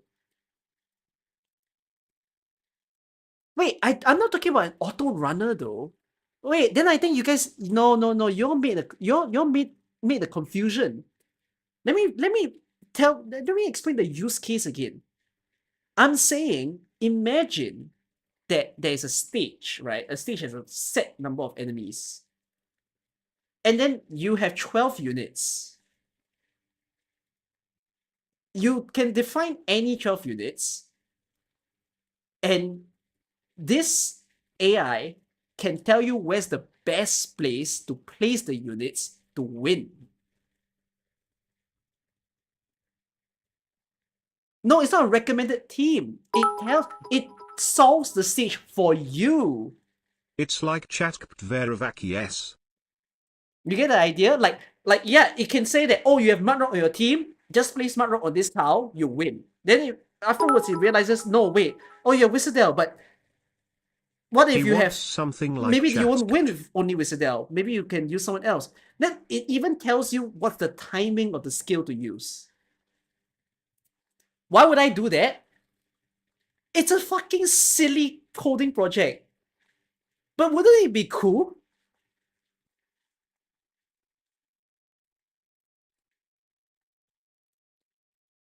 No, I'm just doing it because it's fucking silly and I wouldn't mind doing it. Okay, timing is a bit wild. Good luck with that, buddy.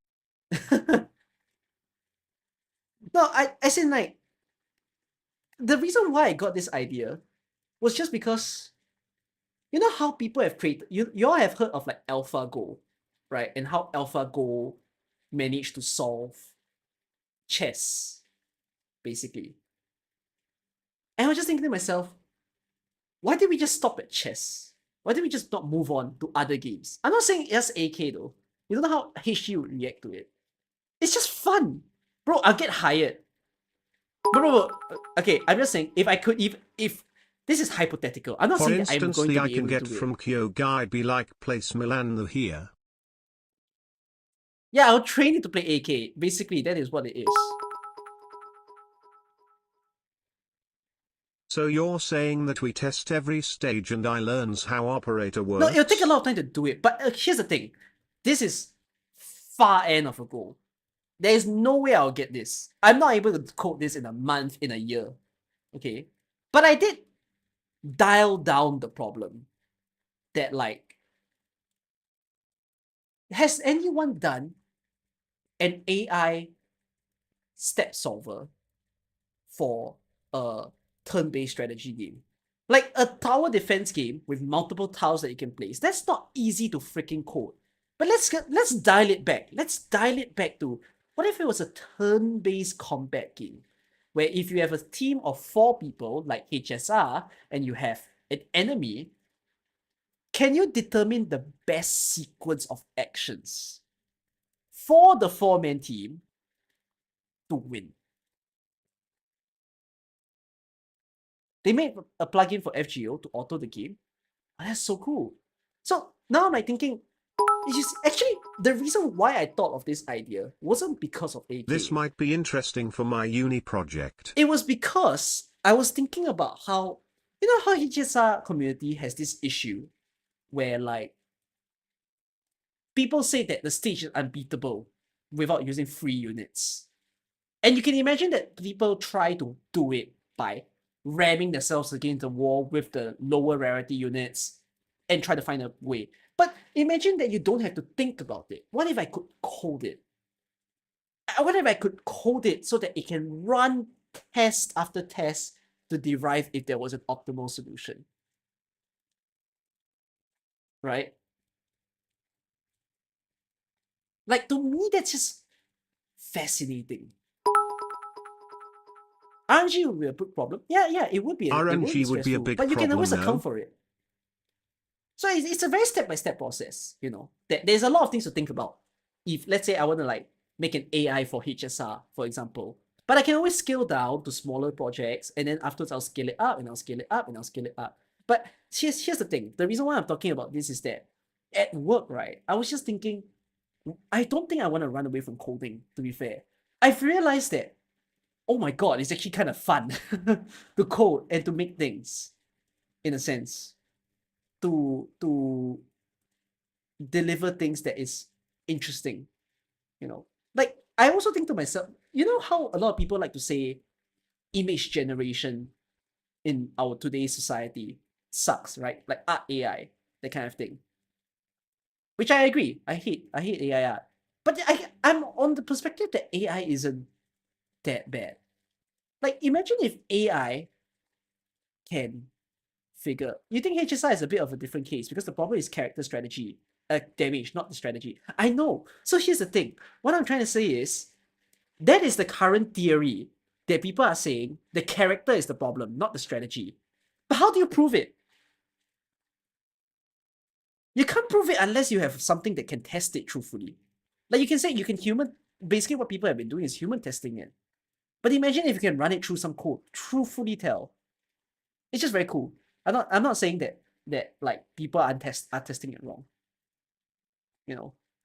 So, and in fact, right, my job made me think, what if I just could implement these into the idea of what I content create?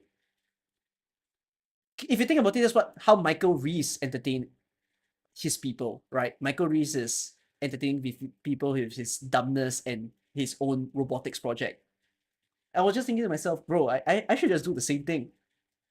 I should just, time to time, not run dry on my coding and start building things that I think is cool. It's like how you guys said. Actually, in fact, remember that you guys said how ArcRec or even Arknights Wiki sometimes isn't the best place for you to surf. And I was just thinking to myself, what if I just built my own site and let people use? And if I can be responsive enough to what people want, I can always implement very, very new sort of features that people can have in a way, you know. Cooking hub. Or cookie gig hub. Oh, that's a funny idea. But yeah, I just think like it would be quite interesting if I can do something like that, you know. So I'm not certain if that will happen, but I hope that if I do try to do that, it will make videos a lot more fun for you all to watch. In a sense that like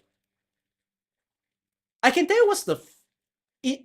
I don't think I'm foregoing this project. I'm immediately gonna do it when I get out of my job.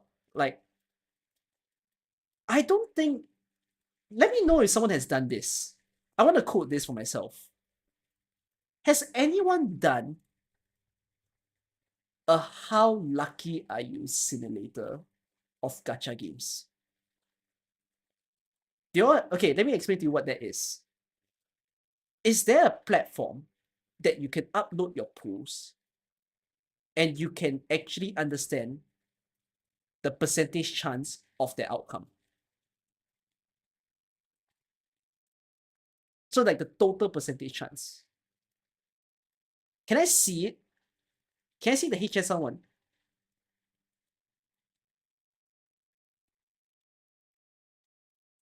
I want to see it. I want to see it.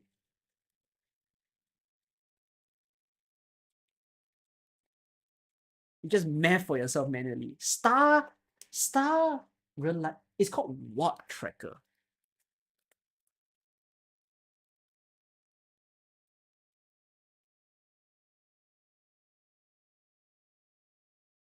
So you can upload your pools in here, is it? It's called share and import. Is import like what are you importing? It's not what if simulator, but oh wait, not a simulator. It must be real data. You know, like how wait, let me explain to you. The reason why I'm saying this is okay. Arknights pool simulator. Oh, someone made a customizable one.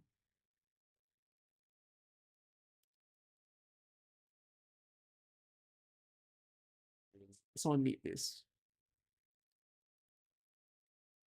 Let me show you for it. Oh shit me. That one pulls from the game files. But you can't pull game files from AK. Wait, because Game Press died, do we have like what's our AK simulator?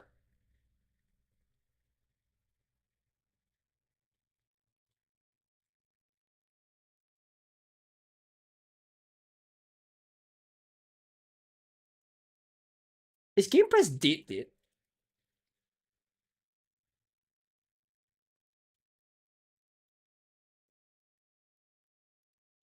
Oh, it's dead. So have we lost our own pooling simulator?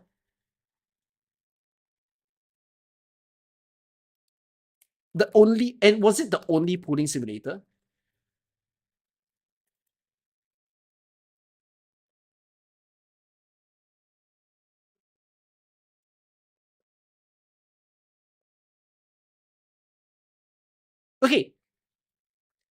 the thing is, the Game Press one.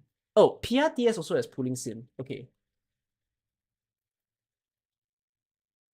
I need to enter the PRTS site itself. Wait, let me go and check. If PRTS has, is good. Oh no, but I wouldn't know where is Headhunts maybe? Do I click on it? Is it embedded?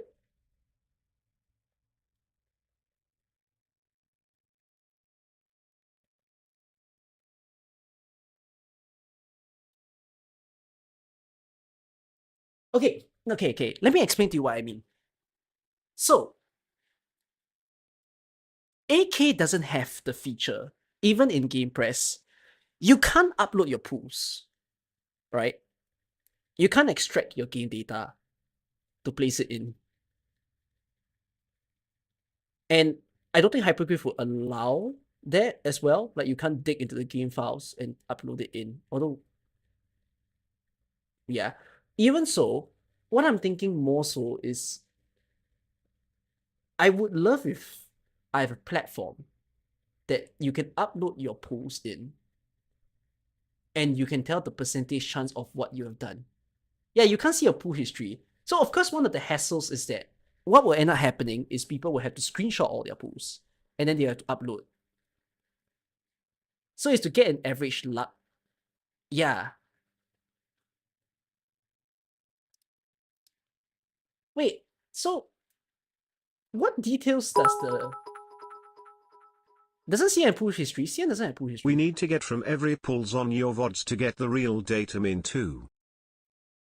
Can I see? Wait.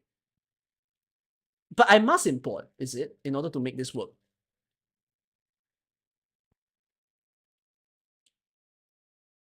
Can I see a simulator version of this?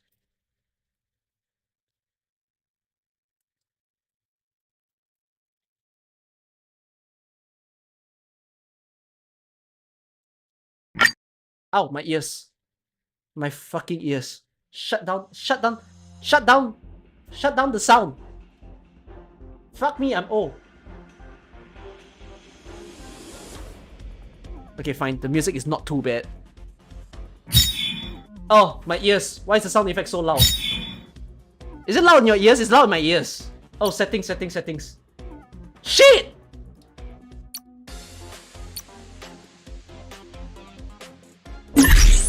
Ow!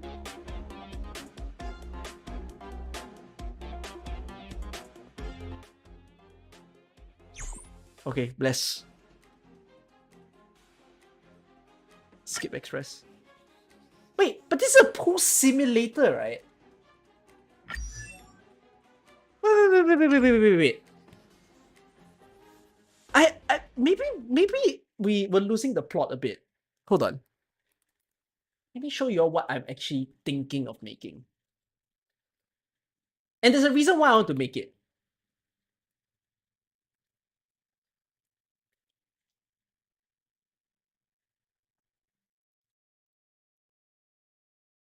So, imagine I got myself. So let's say you have a Calcit banner. You have 10 pools. You didn't get Calcit.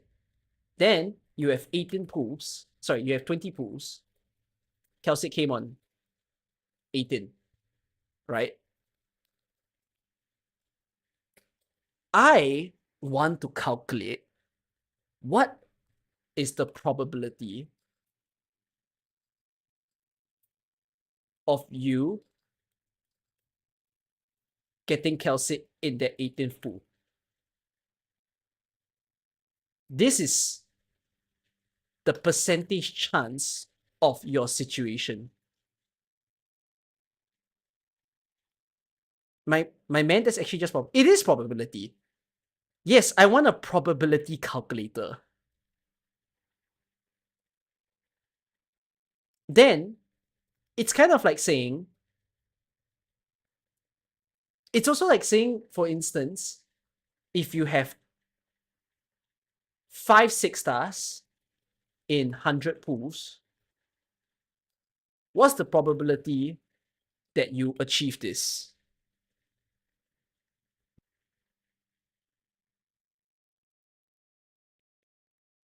Your current data? What does that mean? Oh, you sent me a DM on how uploading it looks. Oh, let me see.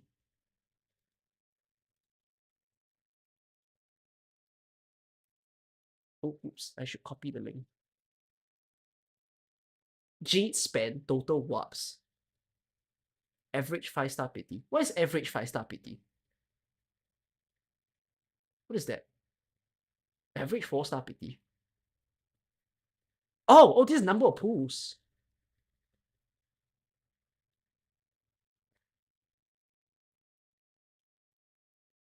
No, this is not my point. Let me explain to you why I want to do this.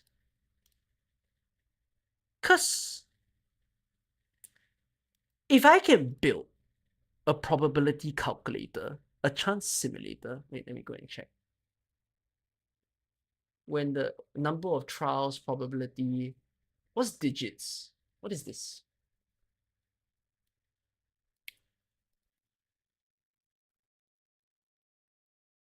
When the loot box of is 1%. Oh, this is the chance. Yeah, so this is like the gacha rate, right? What is digits? So this is a chance to hit a 6-star. This is a chance to hit a 2-star, a 5-star. The chance to get more. Oh, so more of the highest rarity units? No, yeah, but it is kind of what this is doing. Yeah, I want some probability statistics to play with. But instead of a simulator, I wish it was real time. And there's a reason why I want it to be real time. Yeah, I know that you guys, here's the thing, probability is not intuitive. But actually, my goal here is I'm trying to make a how lucky are you simulator. In terms of like when you upload the pools, like in the case that you get 4 5-stars in a 10 pool, right? Of course, there's a relativity thing where you can say in the 10, to have these 4 5-stars in 10 pools, what is the probability? What is the probability of having that 4 5-stars in 50 pools, right? That you need to put it there. I want a personalized version. The thing is, I don't intend to just make this for a singular game. I actually intend to make this for several games. And the reason why I want to do this for several games is that if I can do this, and if I can then make a generator of a table, I can then understand how I want to compare. Why do I want to... Oh wait, some of you are saying, why don't you just calculate it yourself? Because I want people to play with it. That's the whole point. Like, yeah, I can do it myself. But imagine like if at the end of the video, I can say, oh, go test it out yourself. Go and put your own pools. It's quite fun, isn't it? That like, you get to do it. It's a smallish big data. Yeah. You can't imagine about the stats being broken by some bot. I can't imagine about the stats being broken by some bots spamming No. most broken I'm not result collecting... ever, so it kinda messing with the rates. This is not meant to collect people's data. It doesn't do that. It's just a one-time ingestion, and then afterwards it churns it back. Oh, but do I want to study people's pools after I allow this? Fascinating.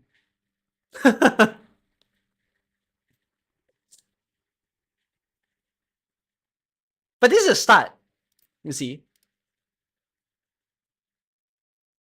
So to me, it's just like, I would love to build this. What else would I use it towards? Of course, I love data. I love data so much. We can start collecting our history pulls from VODs too. Yeah, so this was like one of my little coding project ideas that I wanted to just make a lucky simulator because it's good for a video. Okay, now you need to do coding Steam to code this thing XDD. I told myself that actually you know the whole HSR thing that I told you? That is like, if I input 4 characters and you have a boss, right? Like a giant boss. I want my code to run me through solutions to defeat the boss using those 4 characters. Such that it can provide me with the sequence of actions to take to arrive at a clear. This is a very hard project because there's too many variables to consider. Like you need to know the speed of the characters so that you determine the action. You need to know the crit chance because crit chance messes it up, right? Like I can say that the sequence of action is do this, this, this, but then it could mean that an action depends on the crit chance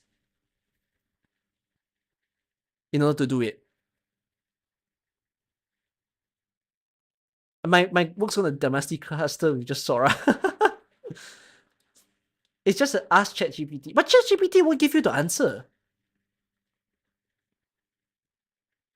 HSI is really hard with all those relics. I know. But it's also like, if I can, at the end of the day, these relics are like input data.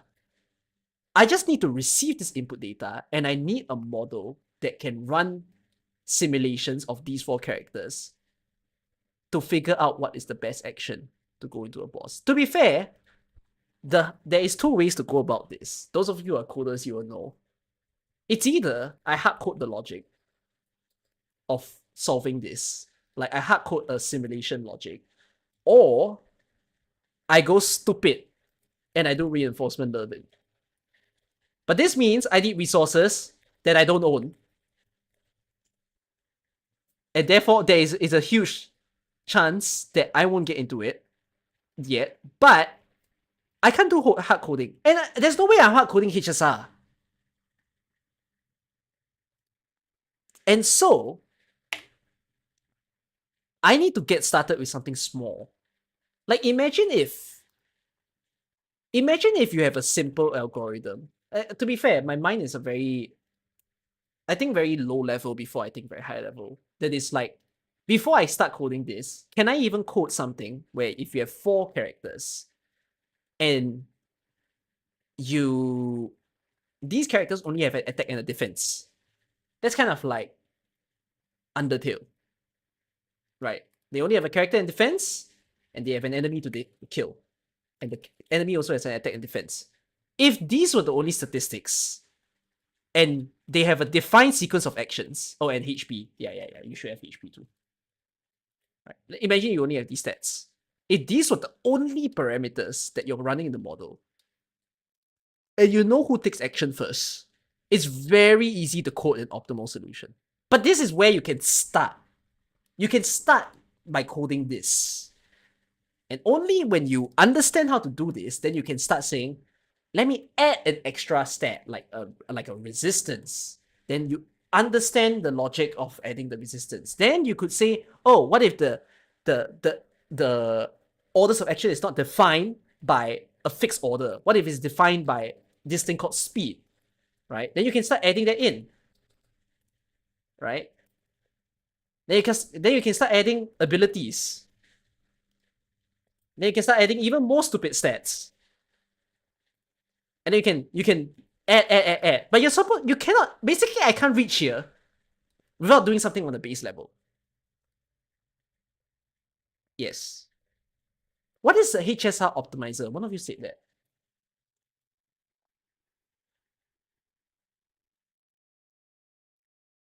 What is this?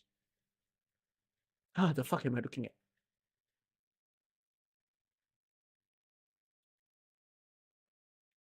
This is a damage calculator. This is a character showcase. This is a relic optimizer. Oh, just stats? You get the character stats from the API. Oh, you can get it from... Oh, this is an API. Oh shit, that's good.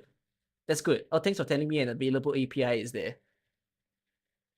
No, that's good, because it means I can pluck out the data and then I can use that data. Pretty cool. Take a look at that GitHub.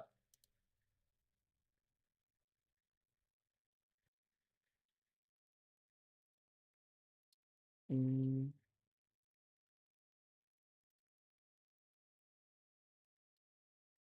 Okay.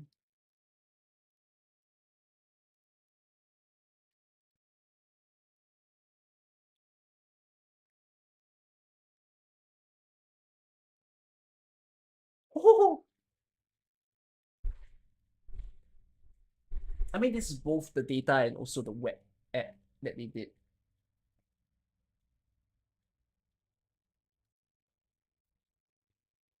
Fun. I want to get into this.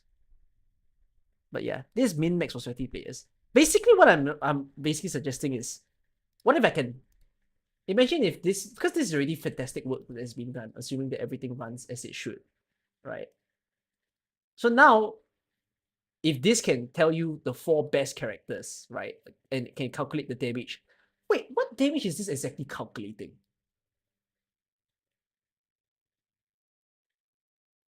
Oh, it's calculating an individual skill use. Is it? What is the top and what's the bottom? Oh, if it's enabled, then you'll take that number.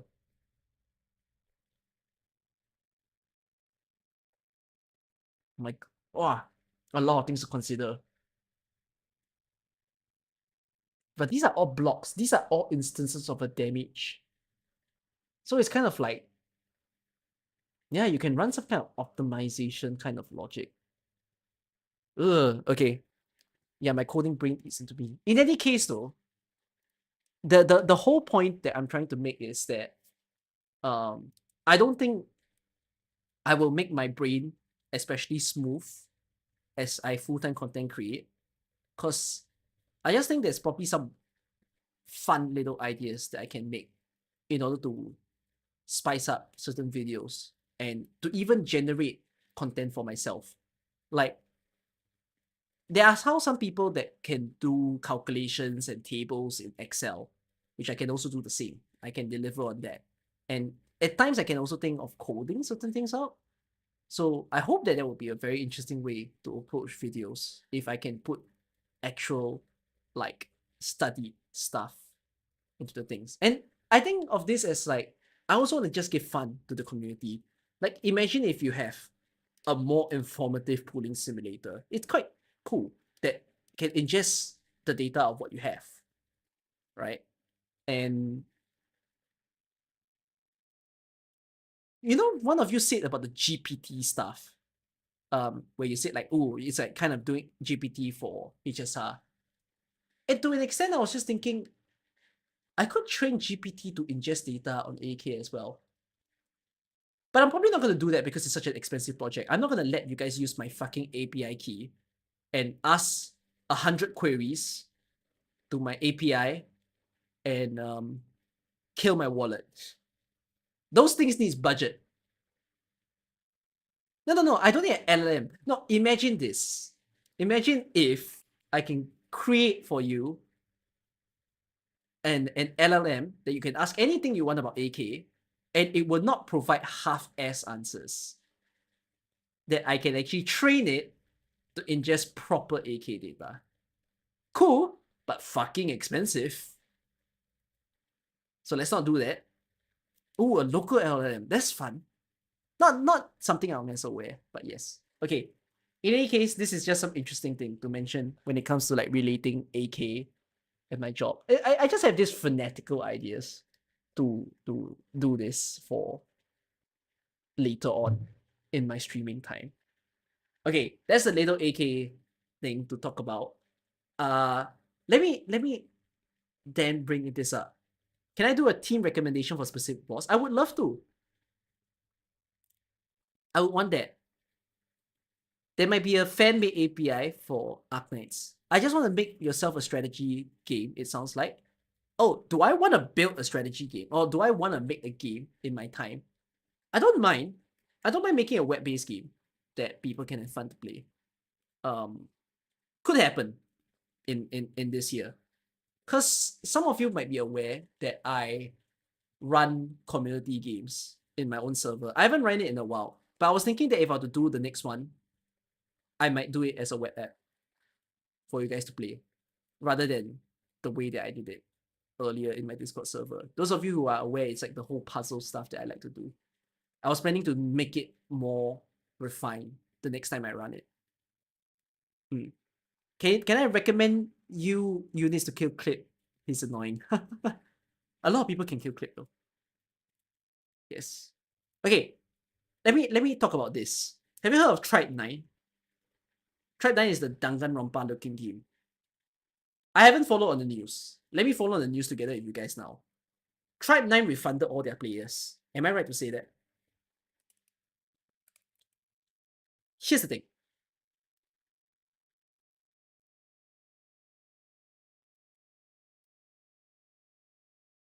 Yeah, they did. Oh, it's not exactly what I'm described. Adjust the appearance rate for synchro. Return the Enigma entities and synchro medals that have been consumed to perform synchro.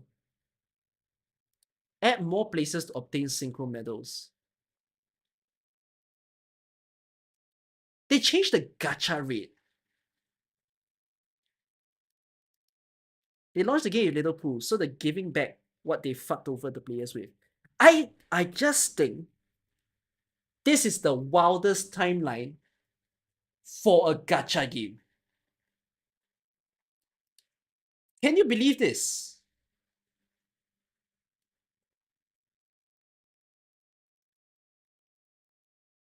Basically, people spent less than 3 hours playing and got less than 10 pools. So it's not a big boost, basically.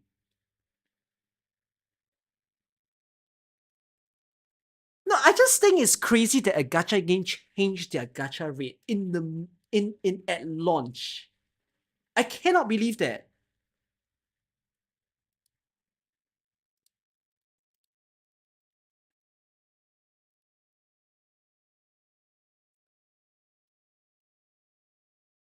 Why?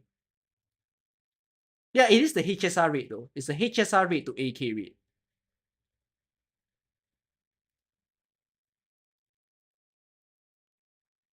Is it just because they... Yeah, is it because player fall off? Could it be player fall off that they decided... Yeah, players... Game was praised for not making players do mindless dailies, but there was no currency. I want to play the game, but I... Oh my god, it's so Danganronpa. Oh, if this is their poster design, oh hell, it is the fucking Chun soft flavor. But the characters won't die though. Or will they? Someone spoil me, will the characters ever die?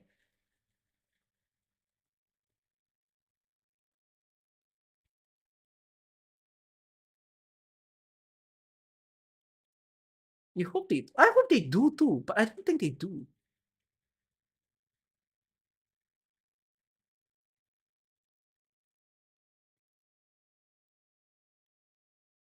I do want to play this. Genuinely. I just can't start it now. I don't want to start a new game now. The gameplay is similar to Enfield. Huh? That's a big comparison. What do you mean Enfield?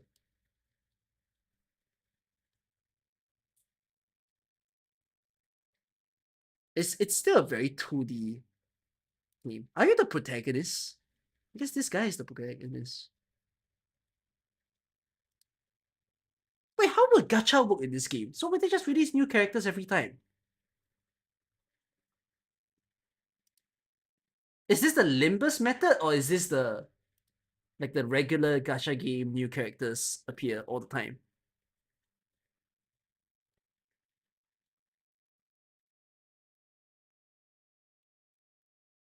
I'm assuming it's new characters, because to be fair, in the list of characters, I don't remember seeing this person, this Zuko person.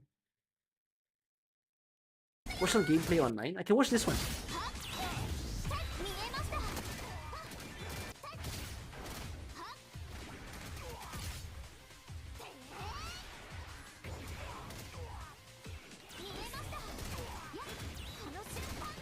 That's Accessories. Oh!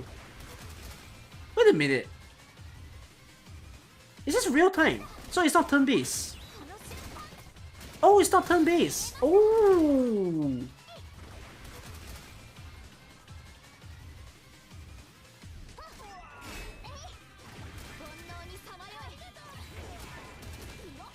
One character at a time? Oh, multi-character. Is that what you mean by Enfield? Because like the other character is AI. Yeah. Ooh. Wait, that's fascinating.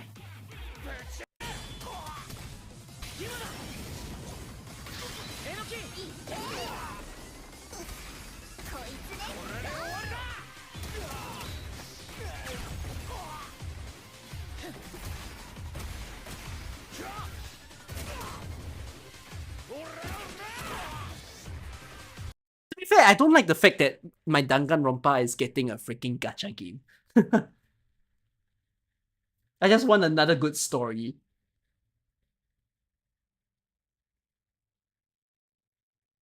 That makes me curious about the story though. Like, yeah, there's pink blood. So who's dying in this story? Yeah, it's not actually Danganronpa, correct. It's not even a spin-off in any way. It's just the art style is the same. It's Chunsoft.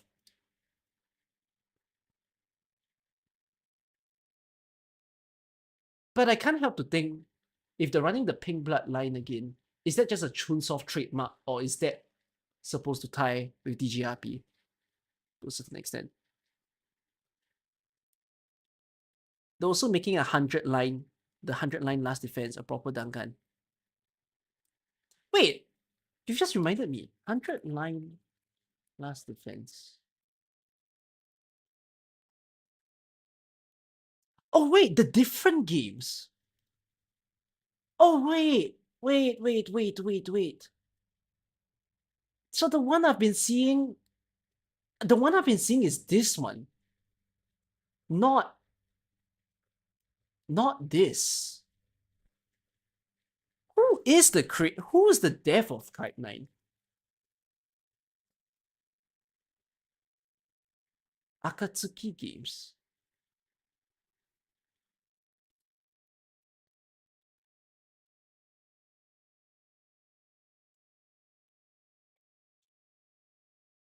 Eh?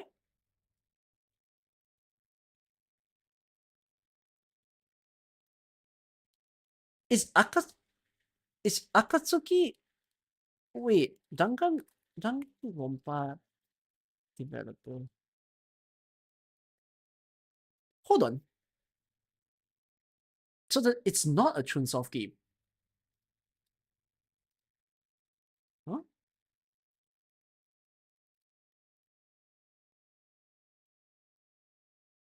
Did they rebrand? Are they now called Tokyo Games? Founded by the ex-employees of... What?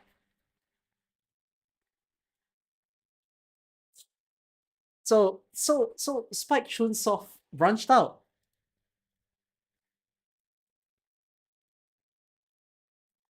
It was created by the series creator, the series character of Zero Escape.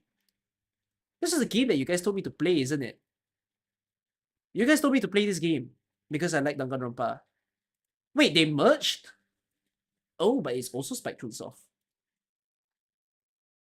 Oh, so the creators of two different games from the same company came together. But Spike Chunsoft are still around, right? Are they not around anymore? They are still around. What is their most recent title?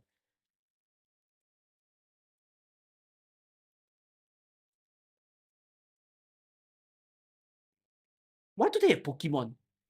Huh? Oh, they made Songtian Files. Wow. Okay. I didn't know they made ReZero.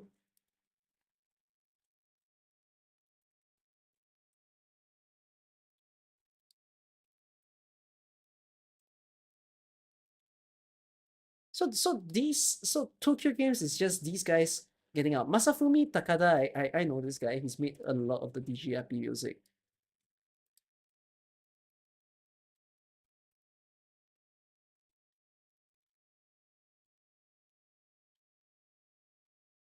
Right.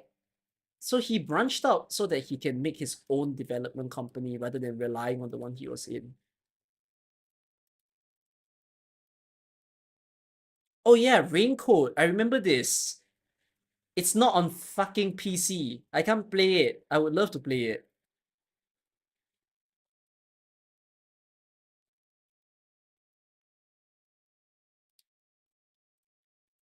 World's End Club.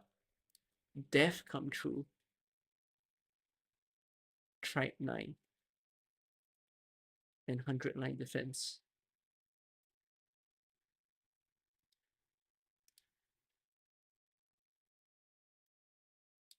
What is the Apple exclusive game? Which one?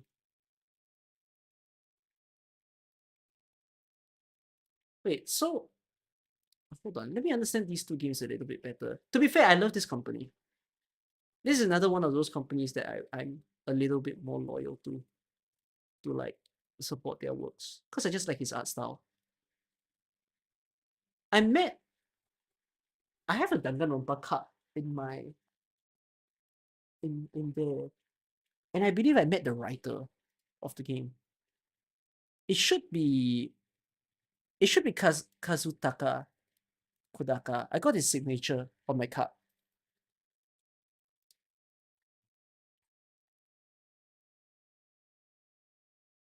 So 100 line defense is supposed to be last defense, sorry, it's supposed to be more DGRP, I guess. Takes place over 100 in-game days. Novel story progression and tactical. Is wait, this game will be released where? Nintendo Switch and Windows. Ah, so this is not gacha.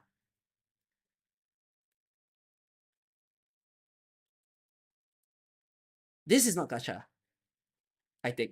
Because it's not Android, it's not iOS. Tokyo Games went into debt while developing the game. After a publishing deal fell through, the studio took a loan to fund development. Aniplex later came out as a publisher. Oh. Oh, fuck. These two games are make or break for them.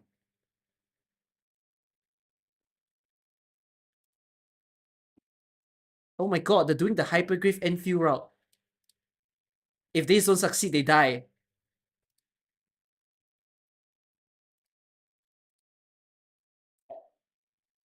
Oh, wait, that might explain why they're such in a rush to fix the gacha. Uh-oh. Does Trap 9 have a JP? Is JP well followed?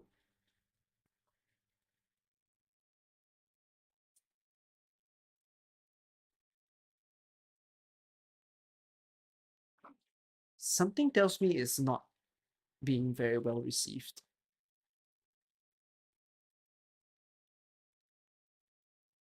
Because this is before launch. Uh-oh. I can check Steam. Oh wait, Trap 9's on Steam? Let me go and check. Trap 9. Oh, fuck me. 68%.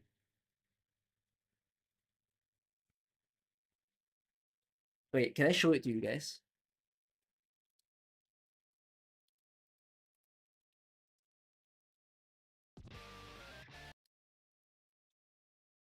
Uh-oh.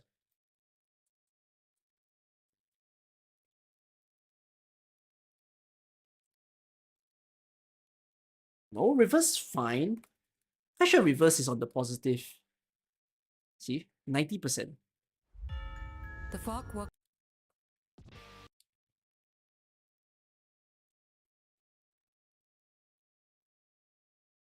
Epic baseball game.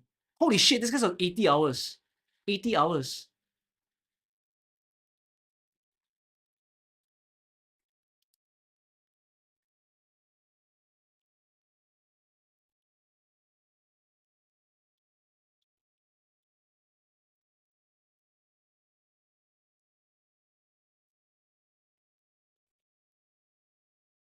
It doesn't seem like it's all on gacha though. There's mentions of story. Oh, I just realized something. For DGRP players, oh my god, this is like how people say if Enfield is shit, they'll feel shit about AK. It's like the same thing. If DGRP players may also be exposed to gacha for the first time, because some fans of DGRP are hardcore. They've only played visual novels and they've refrained from gacha. So for some people, this may be their first gacha game because they just want to support the company. Yeah, Limbus is the same situation because Limbus started off on Lobotomi Corporation. And Lobotomi is also a very niche game that people only want to play for the game. Oh, gacha is a stain, man. Gacha is such a risky thing to do. You need to do it right. Like if you don't do it right, you leave people with a very bad taste.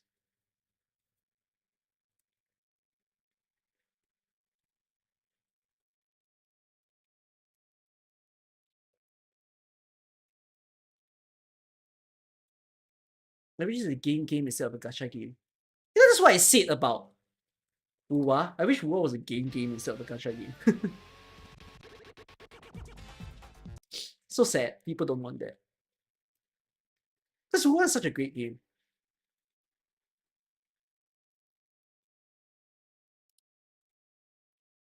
Releasing this on ZZ's revival. What do you mean ZZ's revival? ZZ's dead? ZZ's not dead.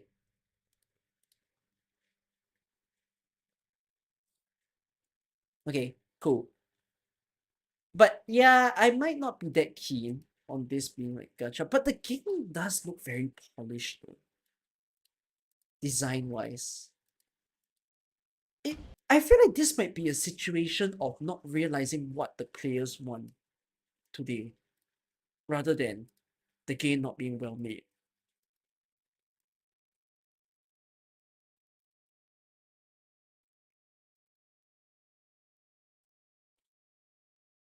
I will say this. I think that my only intrigue to this game may only be if the story is nice. Not so much the combat. Because to me, right, the charm that I got from playing DGRP was just a fucking good story experience. I thought that was their. To be fair, yeah, why did they go action RPG? I don't get it.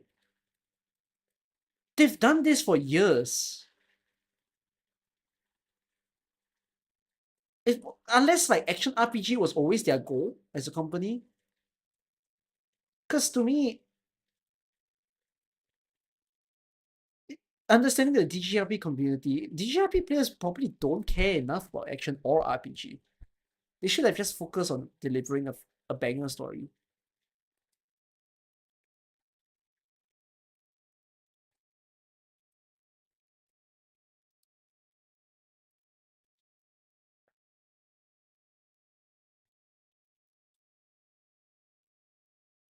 I think it's an awful poster, by the way. Do you think so? They need to change this poster. This is not a poster to sell.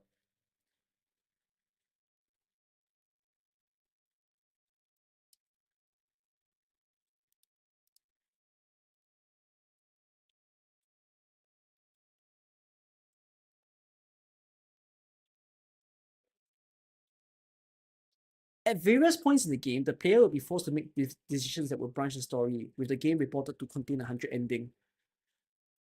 Wait, this is exciting. So this is a story decision game, like Disco Elysium, or like quite a lot of the choices. If this is a choices meta game, sign me up. I'll play it straight up.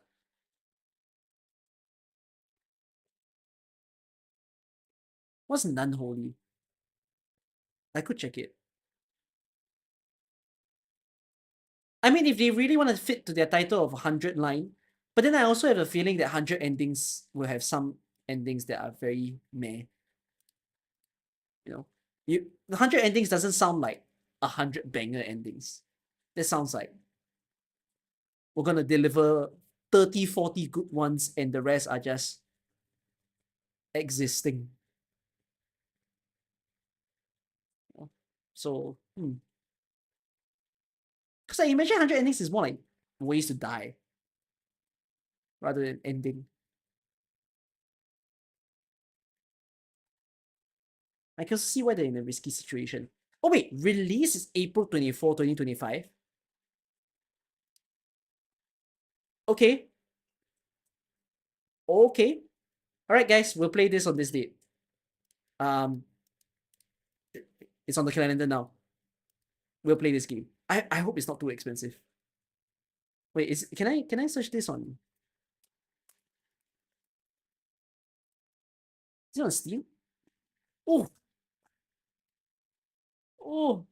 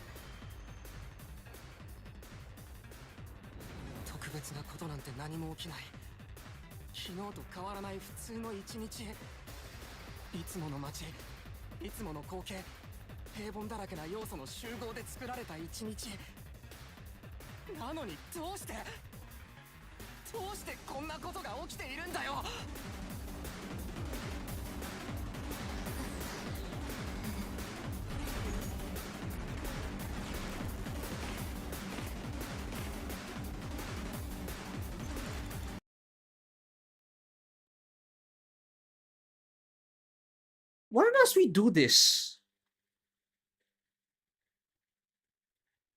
Why must we do this?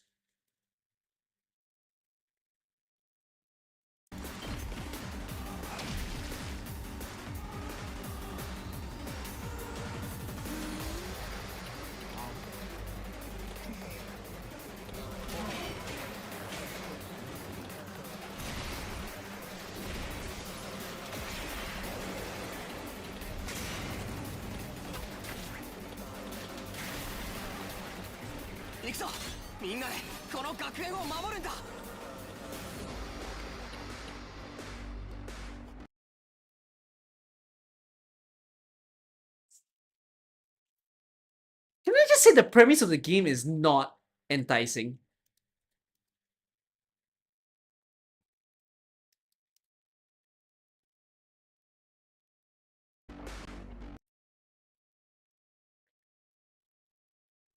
Try the demo. Now?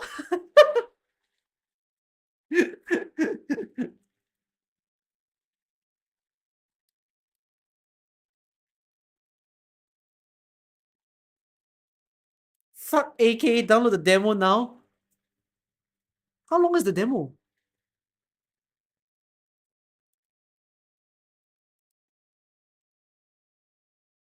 I don't get it. Why? Hold on. I have a feeling that the ending can be triggered if you lose the battle. And it's dumb.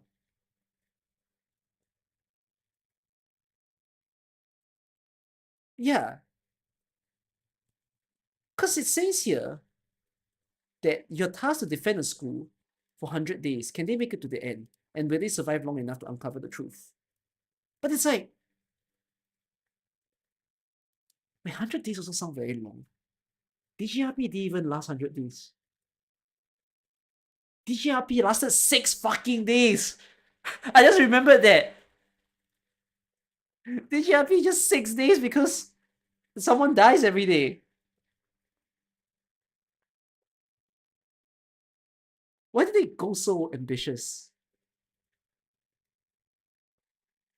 Because I can't be chatting with someone. Okay, wait, no, DGRP is not 6 days because every time someone dies, Yeah, it's not 6 days. But it's also not 100. Like, am I supposed to defend from enemies for 100 days straight? That's quite boring to me. And am I gonna get like, how much story plot is there in 100 days? Is it too much? Is it too little? Is what I don't get. Free time and exploration. Spend time to deepen your bonds, explore the wilderness. But despair-filled endings. Takumi's choices will decide his future, but there's no telling what kind of choices decisions can have. Like what? Can I kill my people? Will my mistakes result in them dying? Actually, there's a... Oh no. Wait, I just realized how I might get bored by a game like this. Because... One, why would I take the effort to discover 100 endings? I just thought about this. A multiple choice game, the whole goal is to get all endings. So do I need to replay to get every ending?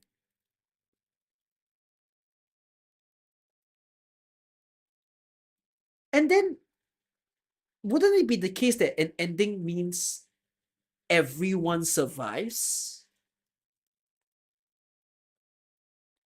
And if an ending means everyone survive, why do I need to work so hard to reach there?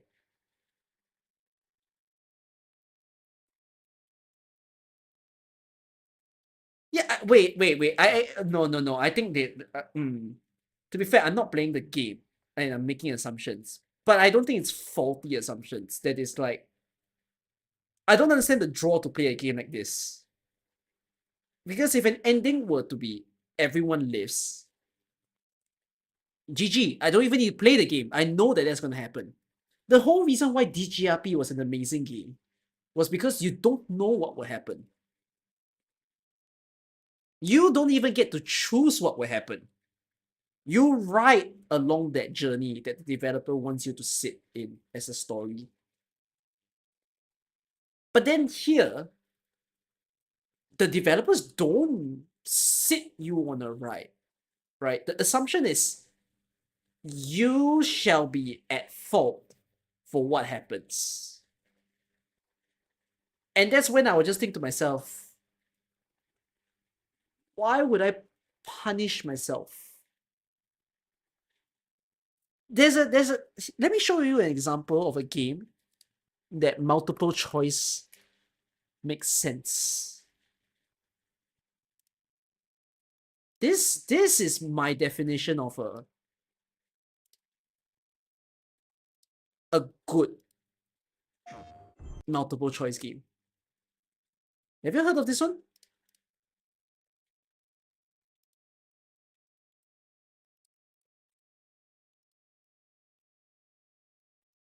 So the whole point of this game is you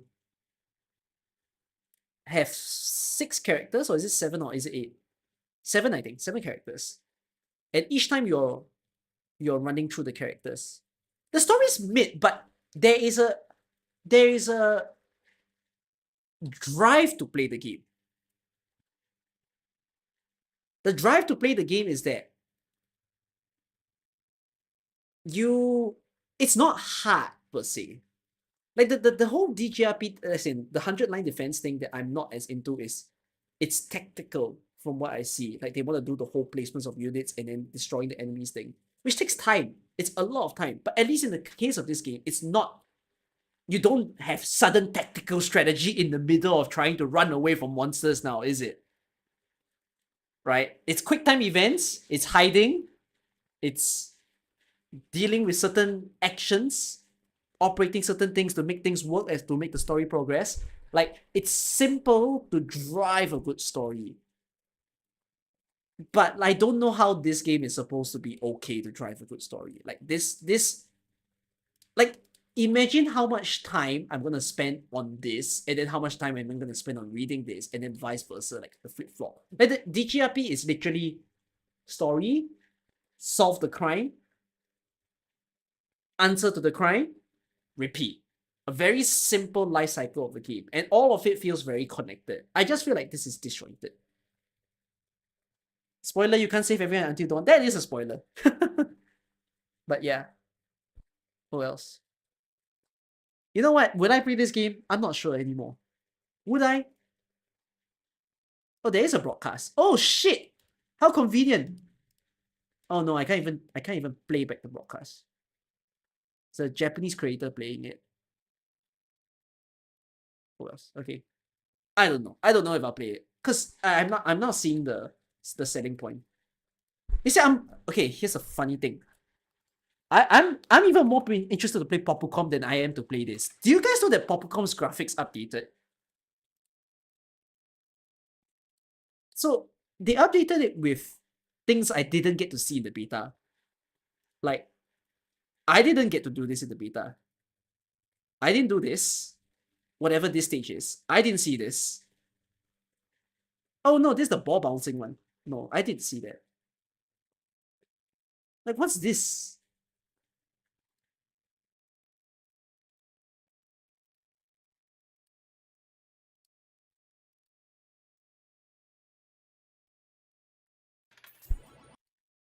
This is updated. I must be tripping. But whatever it is, I'd rather play this. Because it's a very simple drive. The drive is just play with your friend, solve the stages, mull together, die together. Simple. There's an easy selling point. So if you want to play a game like this, you can buy it, type of thing.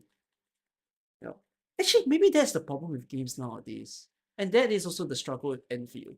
That is, games are trying so hard to like, oh, let's make ourselves a bigger game by just adding more and more things. And if you want a game of that scale, the production needs to match, in a sense. Is this out yet, Popcorn? No, it's not out yet. I mean, it should be out this year, though. Quite sure it'll be out this year. Buy Popcorn, spend 1 hour mouthing, refund. It's a good game, though. I really enjoyed it. It's a simple game. I hope the maximum price I will allow this game to be is 20 USD. Maximum, I think. If it's more expensive, it better have a whole load of content. You know, and the comfortable price I'll say is 10, but I don't think the production value will allow it to be 10. I'm gonna say 20. That's one of my purchase. Yeah. What even is a banger game nowadays that has been released? What the hell?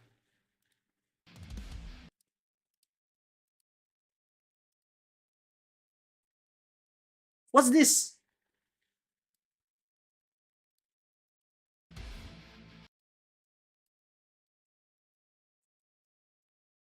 Is it supposed to be like Rogue Legacy, like Transistor, Hades type of game?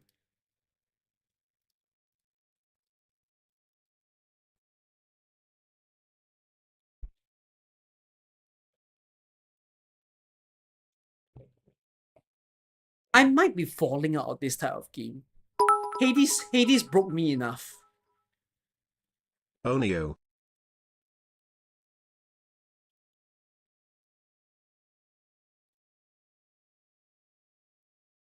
Hades broke me enough to play any more of. No. When I say that, I mean, you know, these kind of hack and slash games, and it's the isometric graphics. I'm not as into them anymore. Like, it's gonna be hard to find something that's better than that, is what I'm trying to say. I feel. God, what is a good game nowadays? What's raving in the market? Does anyone know?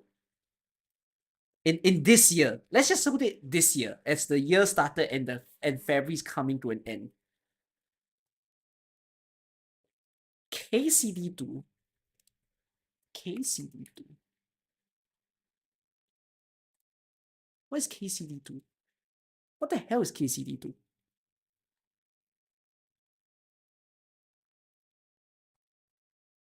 What's... Huh? How do I... KCD2. Kingdom Come Deliverance. I was never meant to. Ooh.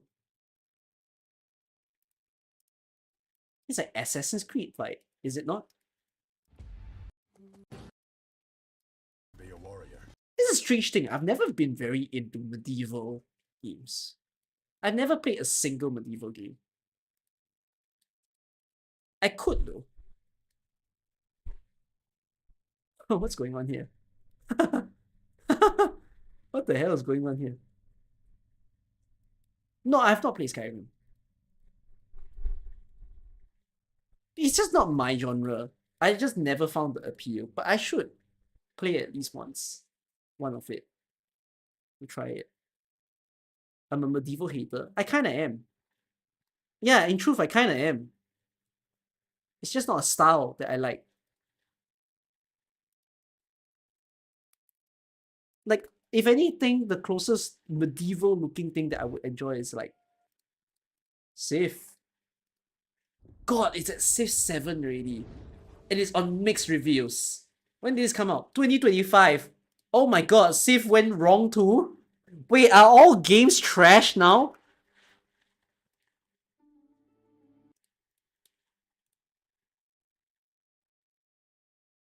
Bro, what?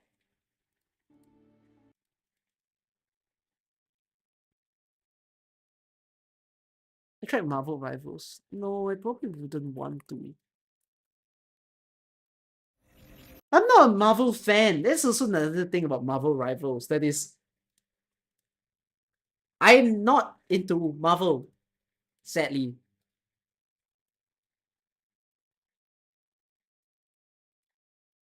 It's not my thing. I don't need a franchise, shooter game. Yeah. Civ 7 was really bad. Oh my god. Okay. Okay, wait.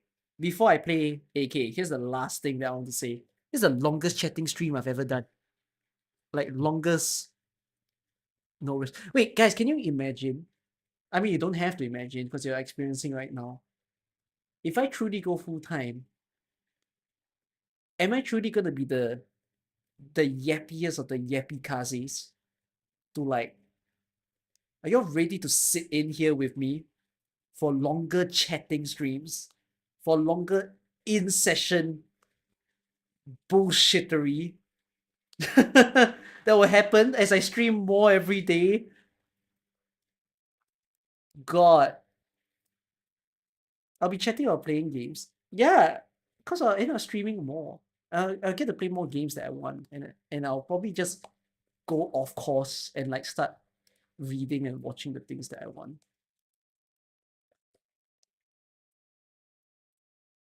I'm just your radio at work.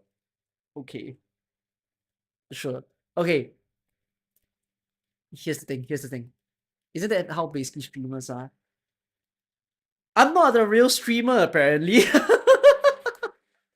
I don't think I've streamed enough to imitate certain full-time streamers. Even though my stream times are always very long, but it's always full of games. So, yeah.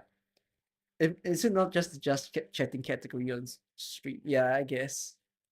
We're gonna get the hot tub stream. No, we'll never do that. Okay, because I wrote this on my phone, and I've only got to talk about it now. Can someone tell me if the HSR account buff character is real? I saw that leak, and I'm not sure if it's real. Is it real? It's real? The fuck are they doing?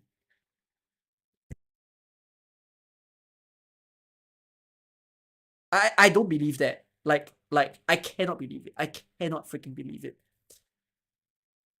HSR added a character. Let me explain for those of you who have no context. HSR added a character that if you own this character, you do not need this character in your team. Okay? This character can be in your squad or not in your squad.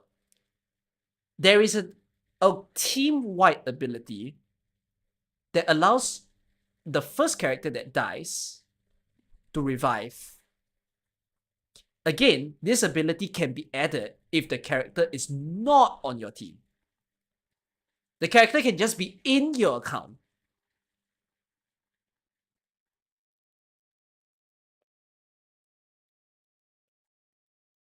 But the condition is the character must be in your account.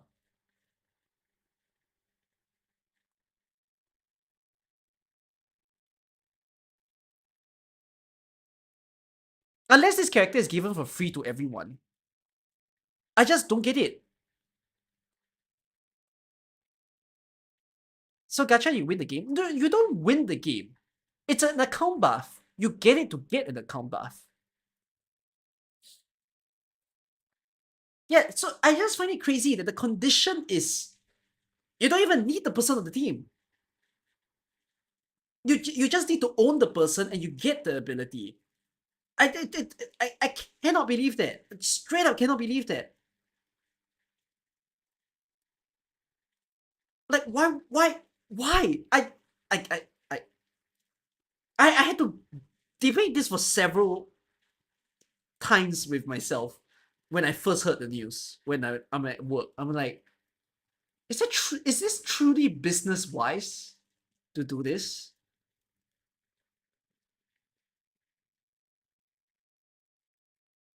But HSI is not dying. Why would they do this? This, adding an account-wide character sounds like one of those, oh, the game is dying, here's our last-ditch attempt to save it type of thing.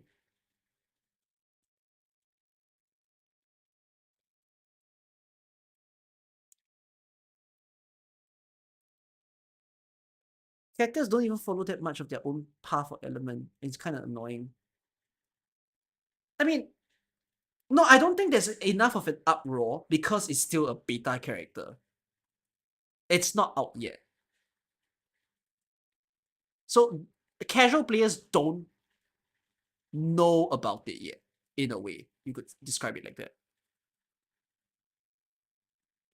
Like, I feel kind of bad that is Genshin and HS are just driving themselves down the tree. And why? Isn't HoYoVerse... Did HoYoVerse recently do the first ever firing of their staff? That was on the news, right? That some people are mentioning that HoYoVerse is scaling down for some reason, all of a sudden. Which was not natural. At this point, it makes me wonder, is this a strange greed issue? That, like, have HoYoVerse started to not care about truly delivering on their game? That they decided, let's just fuck it, take whatever money we can while it dies.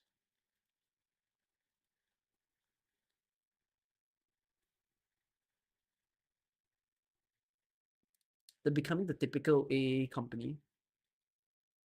That's why I don't quite understand, like, how I don't know, man. I think certain content creators are just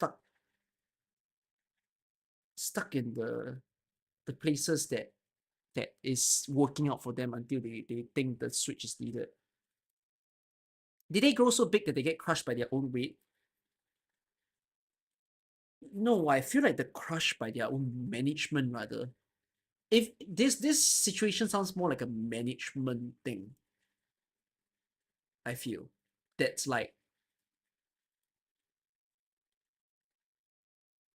it's not the fault of the people developing, drawing the game or doing the strats of the game.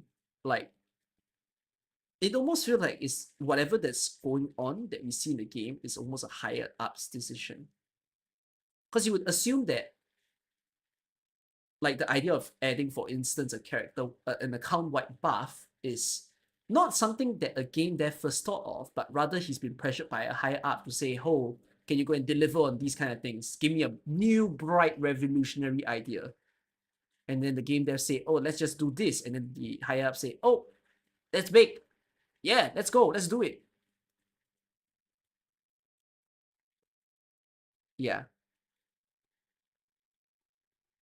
Only ZZ is getting a positive reaction. You know, here's my perspective. HSR was prided as the savior of Genshin at first. Yeah? Like, a lot of people praise HSR for doing so well made, story-wise, gameplay-wise, and everything. And then people start saying Genshin is the worst version of a HoYoVerse game. Then all of a sudden, you have ZZ that came in, and then people were not as buying into ZZ at first. But then all of a sudden now, like, ZZ became the safe haven for HSR. Like, you get my idea of saying, I don't like the trend. I don't like the trend being, oh, HSR was the runaway for Genshin amongst HoYoVerse players. The ZZ becomes the runaway for HSR or Genshin. Like, are we gonna keep this as a life cycle of the way that the game is? In a way? Like, how are you saying that, oh, ZZ is a great game? You know, the other two are just trash. But if they weren't trash to begin with, you know, it's like, if you go by what has happened, who's to say ZEC doesn't go down the same line?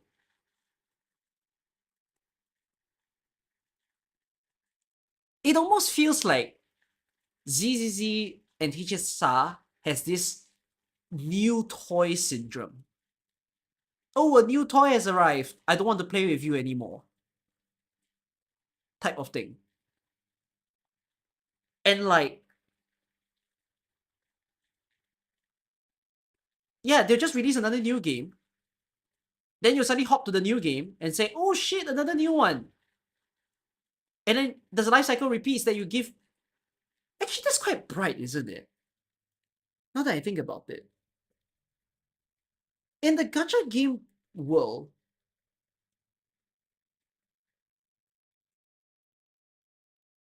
maybe that is the HoYoVerse strat. I had never thought about this until I discussed this over here. That is,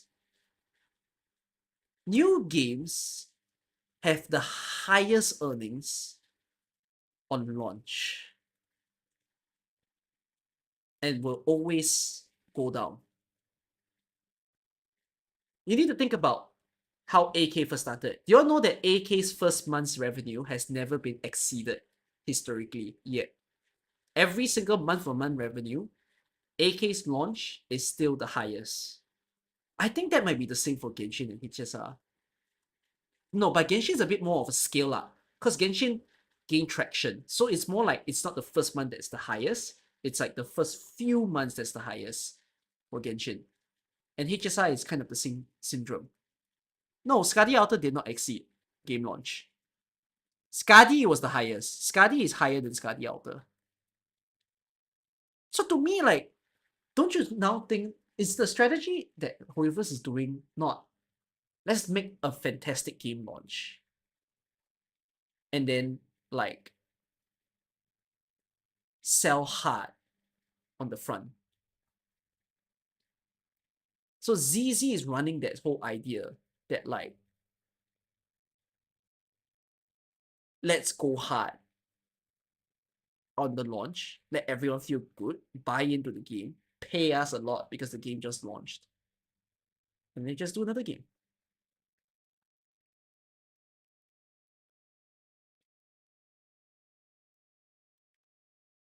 It just means that every HoYoVerse game iterations will be sloppier and sloppier. I don't think they'll. No, here's the thing. I don't think people will realize the slop. Because the strategy in the first place is to not make the launch a slop. Right? The strategy is to always make the launch look pretty.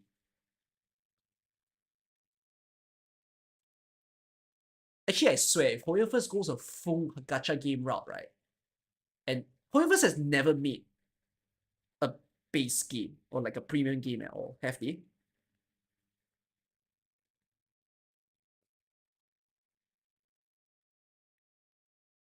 Launching a game to making big money from launching a game is hard since they need to be of high quality. Is it hard? I don't know. Because it's all in the game of budgeting at the end of the day. You can dump 10 million, $50 million if you know that you're gonna make 500 million back. Type of thing. Fly Me Kingdom, when was their first game? Huh? What is that? They should make an MMORPG next. Oh, could I just say this? I don't think HoYoVerse has the capability to do that. I don't trust their people enough to deliver on that.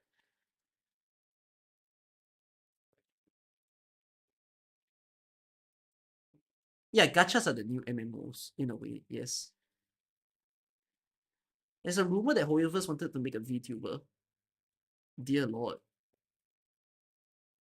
Who else? But yeah, my discussion was just more on this, like, this whole HoYoVerse having this account-wide thing. It's a very bad impression, I feel. It just made me think very hard. What is truly their company strategy? In a way.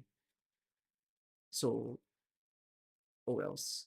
Not my company. Not who I wish to look out for. In a way. I feel like game companies wise,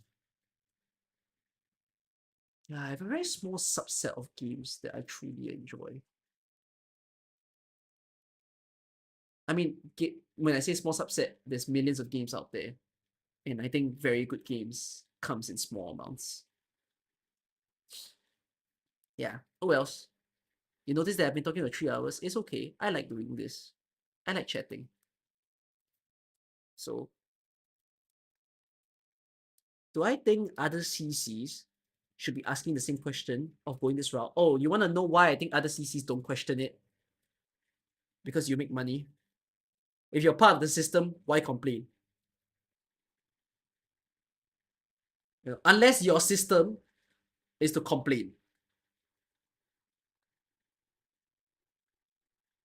Yeah, content creators, you see, the life cycle of HoYoVerse is a self-functioning system simply because the content creators helps to promote their game, right? Like publish, make videos and whatnot. And they make bang. Content creators earn well because the game is successful. The game becomes more successful because the content creators are delivering for them. And it's a very cyclical thing, right? The game grows in traction because both parties are mutually helping each other. The scale at which both parties help each other determines how much the game can expand.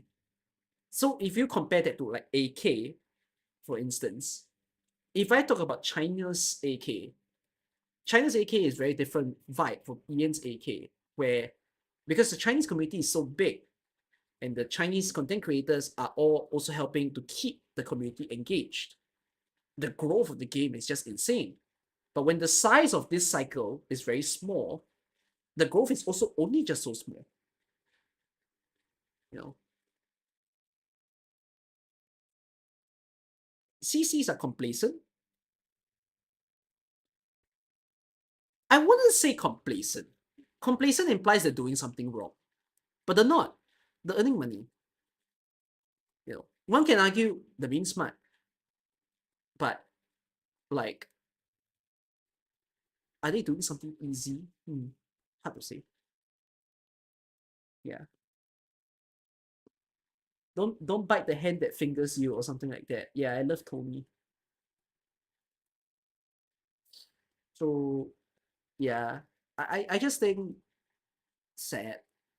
Who else? Did I play Total Warhammer? No, I have not. Oh, you've not heard. You all have not heard that quote. It's such a lovely quote though. Wait. It's probably one of my favorite ones from him.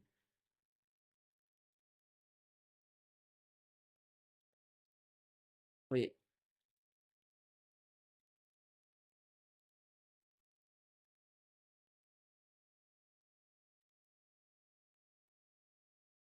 But I don't know which clip it is. My favorite expression. It's not even this clip. This is edited.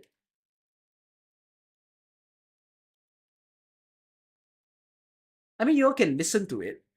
My favorite expression in English is the one that says, never bite the hand of the one that fingers you. I fucking love it. I'm not showing it. I'm just letting you all hear it. Yes. But it's true though. It's a good quote, no? They are part of a very problematic system. You can't say that the HoYoVerse system is problematic. It's a success strategy. It's a success strategy that I can only respect if the company respects their players back. You get what I mean? Like if Hypergraph was just as popular as HoYoVerse and there's still the same culture and nature, I respect it, you know.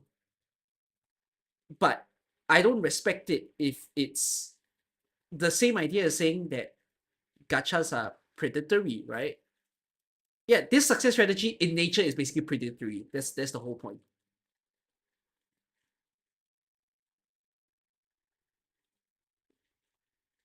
It's like CSGO gambling streamers who promote gambling even though they don't like it. Yeah, that's true. People who just promote gambling. When they might argue that it's actually not correct for them to do it.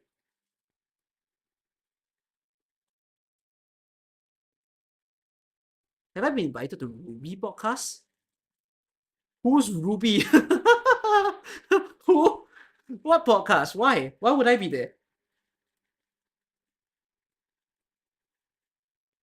What is Ruby? What is a Ruby? Okay, I'm gonna boot up AK. Oh wait, I am in AK. Beauty. I should check while I run the Jessica outer stages.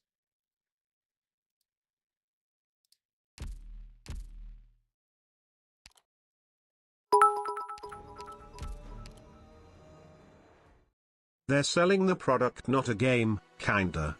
HG is selling us an art, an idea, but they need also their idea to be appealing to the audience. We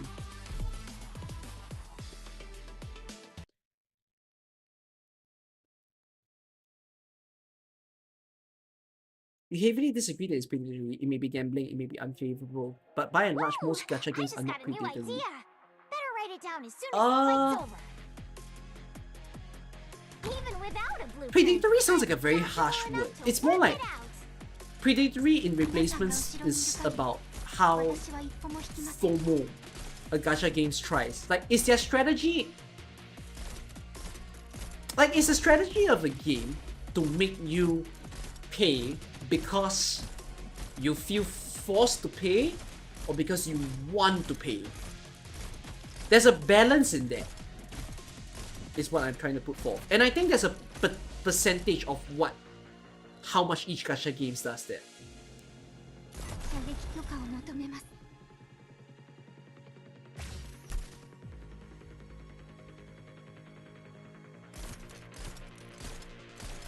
And there's nothing wrong to say that a place is predatory when, like, it's not just gacha games, it's any company in general. Every company's goal, every person out there, their goal is to make money, right? It's just a matter of what your strategy to make money is, right? Do you do it in with the expense of other people?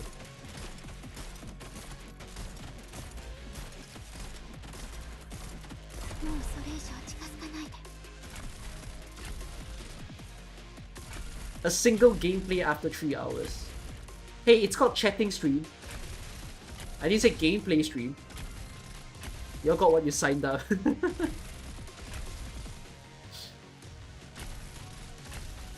I hope that my future chats, right, I get to invite people to chat with me. I want to chat with some streamers sometime on stream.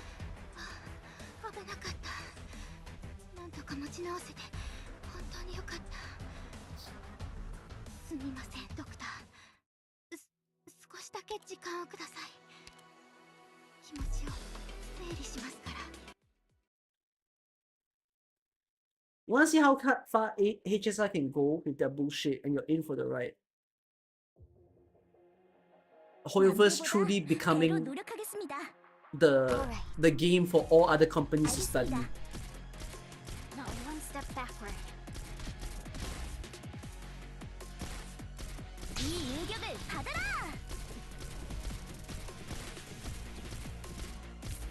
시야 양호. I'll show What them was I what doing to do. here? Oh! Black Steel. Black Steel only. 动作这好可怕。 Did I do it until the boss? 骗你的。You'll pay for that. 骗你的。皆さんが後ろにいる限り、私は一歩も引きません。 Who do I think is sadder? Jessica or Golden Glow? Jessica. もうそれ以上近づかないで。サンダーストーム。I'll show them what I can do.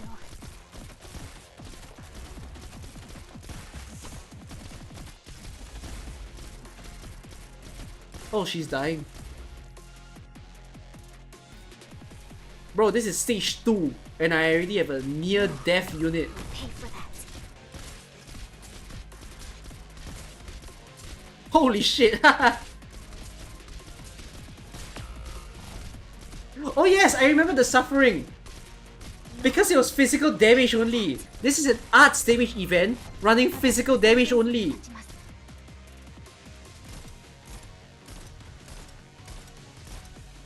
報告。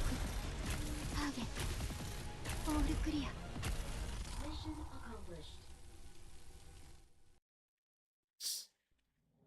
클리어.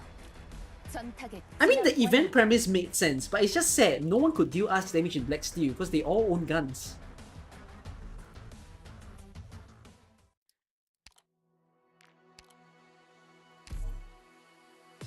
Why did I add Shupai and Ling? The hell they doing here?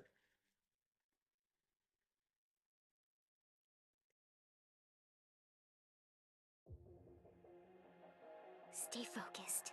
Look straight ahead. Huh? Am I cheating? I don't know! What was I doing?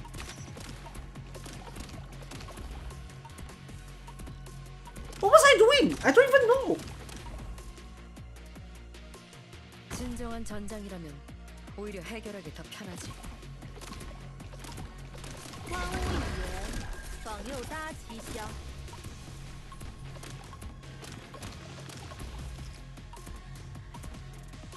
Oh, I went with new skins? You think I added... You think I allowed for the skins? Because I said no arts damage? 沙场埋坑，何死绝？ No, wait, I have a memory now. I probably said, let's allow the skins to be used. And then afterwards, I feel like at this point of the stream, I said, see, if I just have arts damage, I don't even need to use any Black Steel operators. I can just win. You just need arts damage in this event. 何死绝？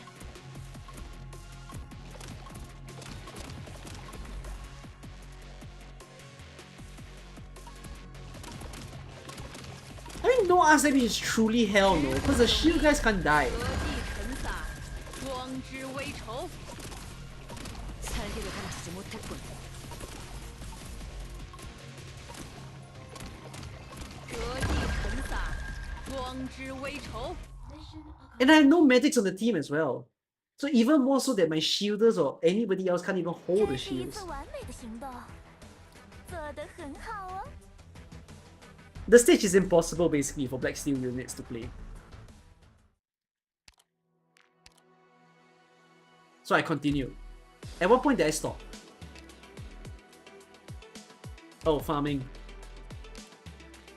Okay, too bad you can't see the Black Steel. You'll probably see the Black Steel in the EX though.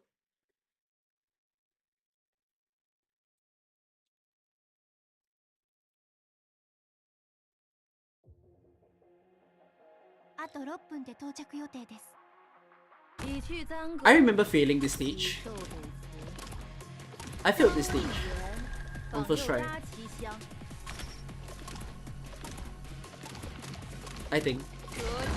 Am I wrong? 光之微愁，何 Did I remember mistranslation? 光之 No. 微丑，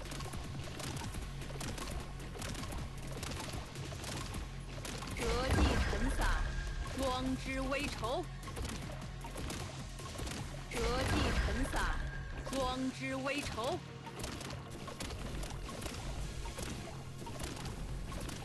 直树雄一，酣畅淋漓。 What the hell are the abilities of the guy? Like the soldiers, I don't even know what they do. I know about the big guy, because he just hits much harder if he's charged. And then I think the resistance of the defense of the guy drops when he's charged or something. I remember the mechanics of this event already. Only the puncher guy I remember. Oh, I missed CV4. Okay. 光无一人，访右搭其香。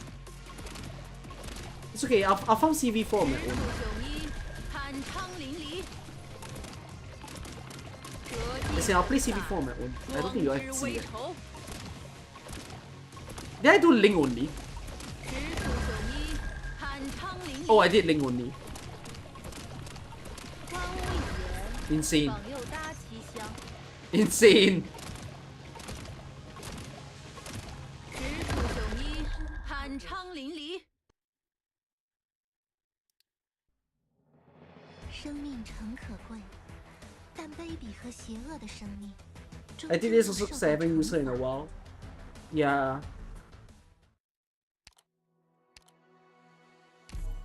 Hey, what's my trust farm? That's a lot of people for a trust farm. Is that really a trust farm? Oh no, at this time I didn't have that many people to trust farm, I think. There wasn't so many units, because I think I only had like 5 people lacking trust. Prolonged casting makes my headaches flare up, and I even hallucinate if I'm unlucky. Let's make it a blitzkrieg, shall we? No, the number of people I have left to trust farm is very few. But the Rainbow Six update added like so many more that I needed to chase. Actually, we can check who I have at max trust now in the game. 今こそ本気で行くよ。 I am really speed farming. Oh, I'm using Golden Glow, Typhon, I'm using Ebon. Fort aus meinem Kopf! 早く離れてくだ。みんな、こっち来て。 I don't think Taunts will get charged. What's wrong? What's wrong? Oh, Taunts! Taunts! I think Taunts should have activated his skill by this time. But someone is too strong. Oh, I think Typhon is too strong. Because Typhon didn't have the mod back then. No. Typhon's module is too fast that it killed the people before Taunts in charge.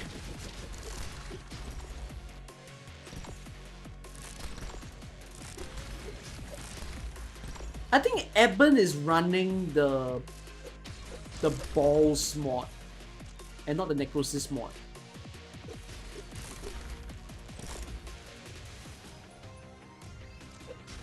As gracefully as 3/4. 距離を合わせて。 Yato's not being retreated. Oh, Yato's I don't know. Maybe she was meant to die or something. Mission complete. Very precise and efficient command, Doctor.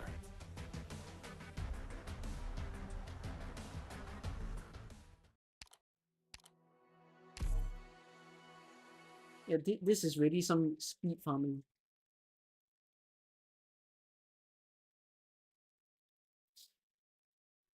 Where I watch SGL2? I don't have the context. I saw Shield practicing for it. What is it? What's SGL2? 멀리 보고 바라레를 조심하도록. 어레가타 렌전. 오비에티보 비스타. 지보라 솔로. Good timing. Oh, skywalking! Oh! Cowards break the silence first. I don't quite like the concept of Skywalking Global League as a competition. 오비에티보 비스타. Because Skywalking Global League is a matter of who gets the highest score in D15, right? I'm not a fan of it.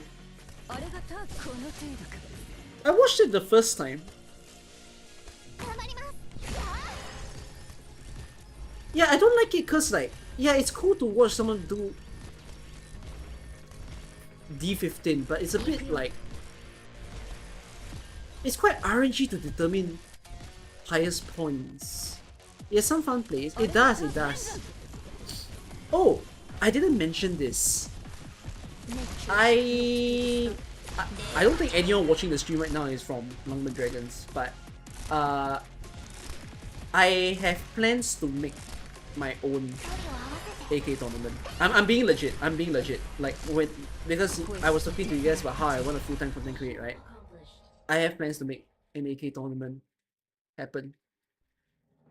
There will come a day In the when we middle of the clear year. the mist of hardship and darkness, awaiting I want to first light's finally rays, actualize awaiting an idea an that even I've been better waiting for. tomorrow.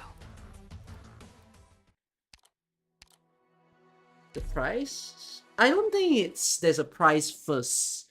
I intend to test run it. It's a very new style of a competition that you all have not seen before. And I intend to test run it Fear neither with hardship nor darkness. some creators first. No tardará mucho. But I can explain to you all the inspiration. It's not a secret. I just need the resources to do it. And in fact, if any of you wish to help me in some way, you could say I'm recruiting, but not now. When I finally put the time to it, I intend to make a competition that. So, if you guys have watched my co-op live stream, back then I made this co-op game concept in 2022 that you could play with your friend. In fact, you can do it even now. I just never had the time to put resources on it. So the whole concept is that you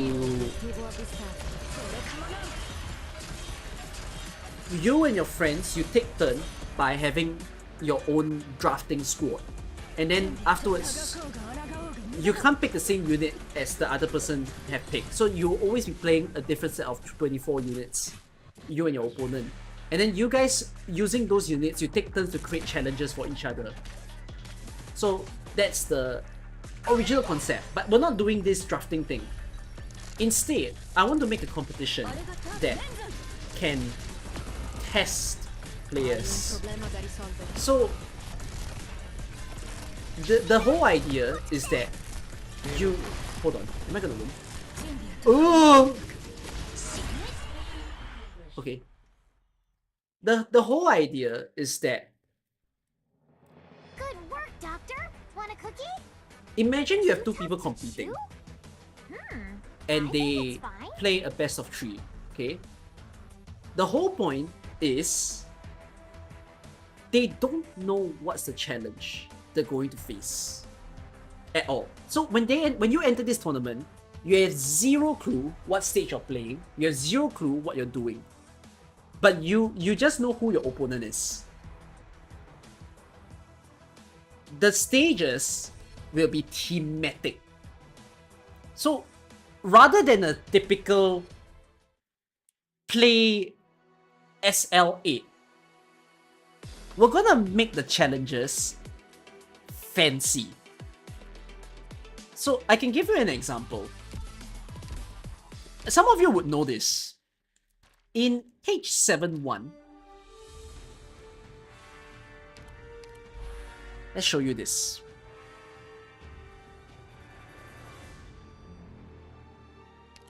You all know this stage, right?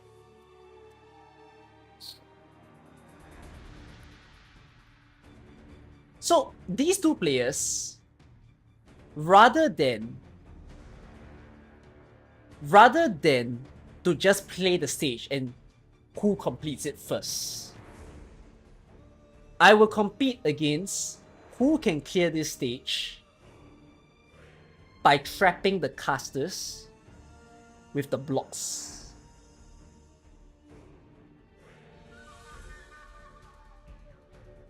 So the challenge is fancy. it's not just clear the stage. It's a skill test. It's a reaction test. The whole idea is who can react best to the challenge condition. So all the stages are changed, basically. We will use the base of the stage and we'll do it. So let me show you another example of a challenge that I have. In OF, you all have seen me run the challenge before. I did a mini tournament where it's like in TWEX8. No.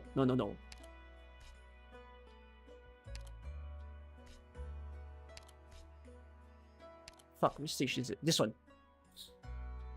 The challenge, instead of telling the two players to play this stage, the first to clear this stage with none of the towers activated on challenge mode wins.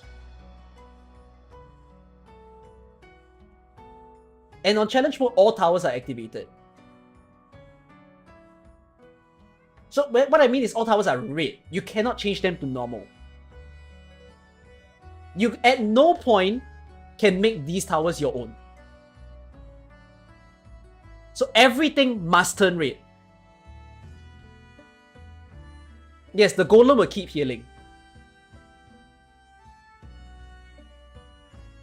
This is account and squad check. Yes, the whole point of this challenge is, yes, your players must be established. You must have a decent thing. However, the challenge won't just be... Is it even possible we've drafted? No, so you will know the challenge. You will not need to draft your squad. Before you enter the stage, you will know what you're doing, and then you bring the squad according to the condition. But I want to make this tournament not just a reaction to the stuff. Instead, for instance, I might do a challenge where a player might be asked to play, let's say, this stage. No. Let's say this stage. This is not a cook challenge. Okay. I want to be able to bring people who can show that they understand how a unit works. So, the rule can be using only your 3-star squad and borrowing a given support unit Mostima, clear the stage. The reason to do that is to standardize the squad and to see who can understand that unit better. So I intend to make certain challenges, for instance, where I will pick a stage and we will test run and we will know that a stage can be cleared with a 3-star squad and a borrowed Ebon Halls. And the point for the people playing those challenge is they need to know how to use Ebon Halls. And they need to solve the stage with that Ebon Halls. You get the idea?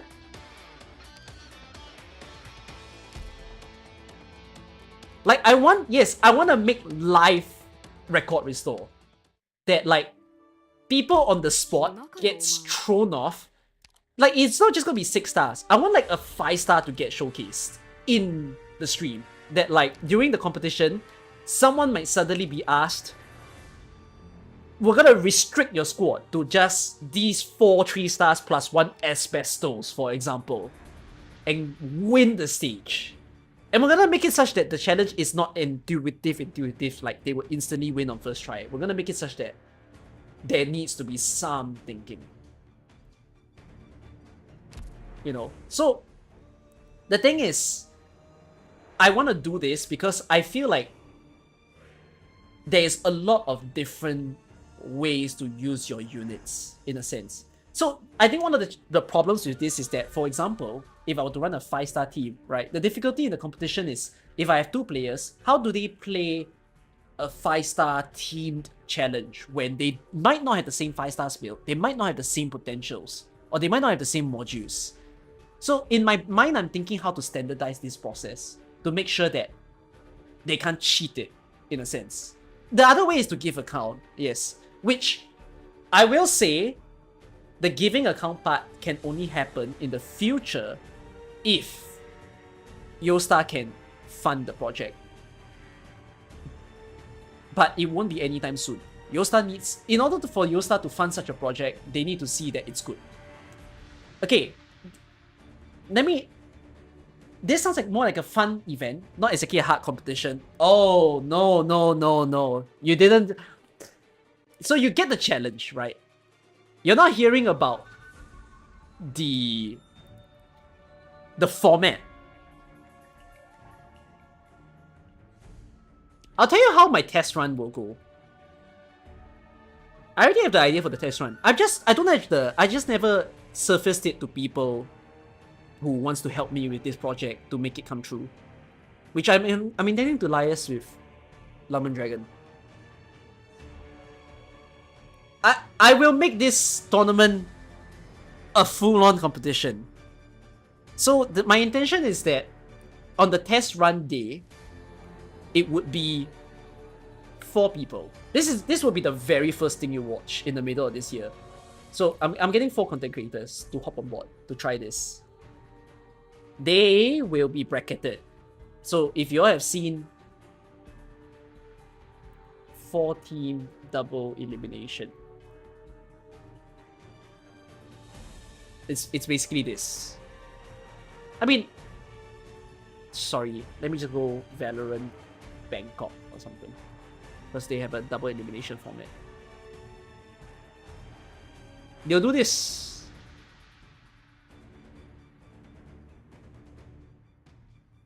So I'll get 2 people to versus each other. They'll do the best of 3. If they get eliminated, they still stay in the competition, and then they just go all the way up. Okay, here's the fun little thing about this concept. In truth, right, there's not say millions, but there's like hundreds, thousands of different stages and ideas that we can put forth to present. Yeah, it will be upper and lower bracket. There will be a lot of different of these things. But the problem is that it's also work for us to verify and test whether these stages are valid or not. So what we'll end up doing is, my idea is that in the future, when this iteration of the competition happens, these challenges are new, right? There are, like, if you think about it, on the upper bracket, there's two rounds. So at most, we'll be stocking up new challenges, like a maximum of 6 new challenges to show it off. In the future, the lower bracket has a different rule. Instead of a new challenge appearing, you are allowed to declare an already used challenge against your opponent in the list of previous challenges. The reason to do this is that you get a redemption. Either you can declare a challenge you've maybe won, maybe you think you can do it, or you want to take revenge on it. You get the idea? So they could use, basically each of them can pick 1 challenge out of the 6 that they've seen, or the 4. It could also be 4 because, right, they could lose out in a 2-0 fashion. So they can just each pick 1 from the ones they've seen. If these people, like these 2 opponents who pick 1, both end up in a 1-1 score line, we will have a tiebreaker challenge. Okay, if you're wondering, how did you come up with this competition format? It's a mix of both being inspired by Valorant and Osu. Because if you guys have seen Osu, right? Osu has tiebreaker rounds. So my idea is to make it interesting that if the competition rounds up that, you know, ideally they pick challenges that they're both confident in, that they're confident that they will win and their opponent will lose, it will be a 1-1. So then we will show off a cool tiebreaker challenge. That is something that people have not seen before. And then that's the way to determine if they're eliminated or not. So likewise in the upper bracket, if they move on into this upper bracket, there's another 3 challenges here, and the same system applies here. In the finals, it'll be different. The finals will make it such that the person who made it to the very top can pick 2 challenges for themselves. And then the person that's coming from the bottom can pick 1 challenge. And if they last out long enough, I have 2 more new challenges in stock. This is best of 5 on the finals. But this is just a test run day of this concept. And then we'll review whether we think, like, what's the better way to do this competition after this. Because we don't want too many challenges to, like, how do I say this? We don't want too many challenges to make this messy. Like, at least being able to re-watch a challenge you've seen before is interesting to see how that plays out. Yeah. How many rounds would you go for? So, okay. If I need to test this even harder, I'm planning to even expand this to 8 content creators. Which 8 content creators is a lot, by the way. Because, like, if I want to run a double elim, and by the way, I will not do single elims. I love competitions. And my number 1 hated thing in a competition is single elim. Because it feels bad that, imagine, I was surfacing this when Rumby made his competition in the past. When we did a content creator competition. That, like, I didn't mind that I get eliminated first, which I did get eliminated first in this competition. But when we did a giant content creator competition, right, of like, I think 20 of us, and they were like round 1s, it was such a pity that, like, you appear in the day only to lose and fall out. When the whole point is that this is supposed to be a fun get-together. Like, the joy, while this is meant to be competitive, I feel like the other joy of it is that you get to expose, especially if this was meant to be a content creator competition, you get to expose the other content creators to other of them as well. So at least you add an extra interaction into play. So the idea of a double elimination is like this. So imagine how many challenges must I make, right? 3, 3, 3, 3. So wait. 4, 6, 7. So if we had 8 content creators, I need to make 7 times 3. And if I say that there is always a tiebreaker round, 1, 2, 3, 4, 5, 6. Plus 6. So this is like, I need to make 30 different challenges for 8 content creator system. Like, you guys might be saying, this doesn't make sense. Like, can't you just make challenges for even the lower bracket? But the idea is that if I scale this in the future, this is a lot to do, in a way. So, not ideal to run new challenges on every single round. And that's why I think this is like a very different flavor of a competition to run this, like, oh, as an opponent you can pick. Okay, here's the thing. Future iterations of a competition can use past seasons challenges. What I'm saying is, these challenges are already tested per se. So we might have a challenge book that we will remove and add. Because the reason why we don't want to declare the challenges before the tournament, or even to have it reused too many times in the future, is we don't want people to prepare. Because, like, you can imagine that there are people who really care about this competition. They read the challenge book, right, of like all the possible challenges, and they go and optimize a solution immediately. Which is not what we want. So that's why we want to keep it like in this constrained manner, to make sure that they, like, the picking of the past challenges thing, we're only doing it within, like, internally in the competition. For instance, right, if there's 8 content creators, if I don't do this in a single day, I wouldn't even allow the lower bracket. Okay, let's say for instance, this upper bracket semi-finals that you see and lower bracket quarterfinals, this is day 1 stream, right? Lower bracket semi-final, lower bracket final, upper bracket final. These are day 2 streams. If I was gonna do this, the lower bracket semi-final onwards will not allow you to pick past challenges. The reason is that I don't want participants to spend the day off to go and cook a solution. And then the next day they return and then they pick that stage because they cooked the solution. You get the idea? Do I plan to make the challenge on equivalent difficulty? What does equivalent difficulty mean?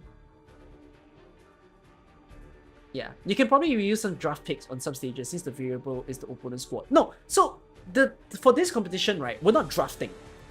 You just solve it on the spot. Yes, thank you, Screaming Idiot. We'll be watching a stream together. Okay, welcome your Nian Bin. Okay, let me tell you what is the actual future, because as of right now, I confined it to content creators, right? In the future, when I run this on, like, any of you can join scale. If you think about it, how do you do a tournament-wide participation? So it's very similar to how Viper did his, where rather than to have people versus each other, I will do an entry challenge.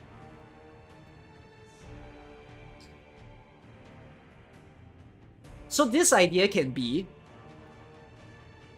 we might have what we call participation gates. Let's assume that this event gains traction and there's 200 of you interested. Okay? And the thing is, time zone is an issue. In a singular day, we might run this competition in 4 different times. So, no matter the time zone, let's just assume 7 AM, 1 PM, 7 PM, and 1 AM.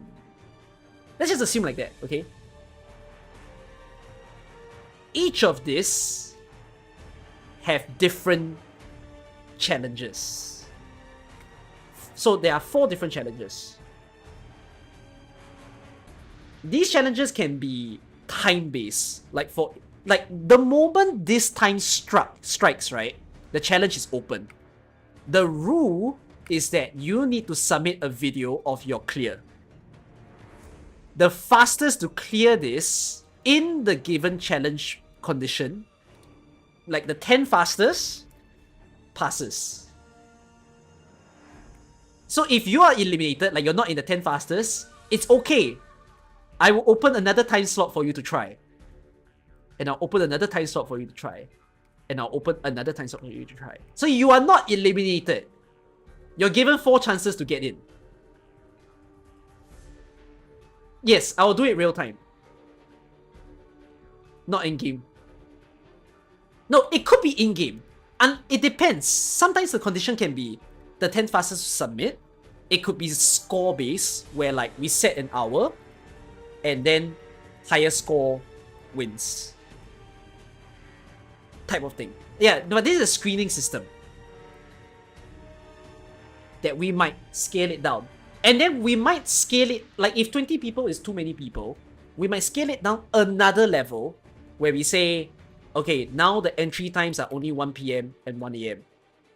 And instead, we are going to do 8 people who can pass each time. And the 8 people who can pass each time, again, same idea. You need to clear it in a certain condition, and then you'll get through. At the end of the day, these are like the participation. So my whole goal for this tournament is I want it to be a fun thing to watch. I want you all to have that feeling of like some competitiveness and also interesting strategies that you get to watch live on stream. And like, we can't have 40 people participating. 40 people participating in the stream is very hard to manage. And we want to give good screen time to whoever that's able to join. So if like the maximum that I will probably do is 16 participants in every streamed version of the tournament. Yeah. And then we'll run the whole bracket tiering system. We might run the groups. We might run some kind of Swiss in order to make it interesting. Or we might even run like group challenges that will be live streamed, so that you might see 4 players scream at the same time while they clear a challenge together, and then next one to go through. It's very actually, that concept is similar to Project Sekai, because if you all watched the Project Sekai tournament before, Project Sekai tournament has 5 people battling at a time, and then afterwards 2 people pass through for every 5 people in a group. It's things like that, but it's just fun. I just wanna to see something of this scale in AK. Like, I'll be entertained as I get to watch it. Like, I'll host it, I'll organize it, but I'm gonna be so happy as a viewer to see it as well. Because ultimately, my goal is that I want this tournament to not only show off creative ideas, I also want to be able to learn something from it. Like, things that players can do. One of the things that may end up happening also is that if we don't run this whole challenges idea, we might bring back my previous PvP idea that the challenges can be a little bit more free for all. We might bring the whole drafting system in. But honestly, we'll discuss like the implementation of these tournaments in the future. Like, once I run several seasons of this, I'll probably get feedback from those of you who watch it, the participants themselves, and then we see how we can do this better. My understanding was that if you all remember Bingo Lockout, it was the one that was hosted by Langman Dragons. YoStar wanted a pretty big scale for Bingo Lockout. In fact, YoStar wanted it tournament style. Almost like with this whole double bracket format. But I think Langman just found that Bingo Lockout was such a difficult thing.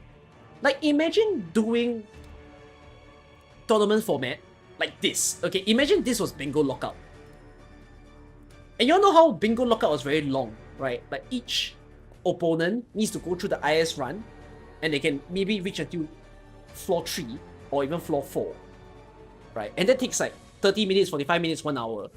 So production time wise is very long, and I feel like as a viewer, it's quite... It gets dull after sometimes because it's not very high action. You keep seeing the restart of the stages and whatnot. Yes, you see the board get filled, but I think like having high-paced challenges is really cool. So at least having like shorter, smaller scale challenges that people can run. Like, it's almost like trying to break apart the bingo board that you see and instead giving each challenge its own beautiful screen time, applicable to whatever stage, basically. So, yeah. Anyways, that's my tournament idea. Not sure what you'll see to it, but I hope to fulfill it someday.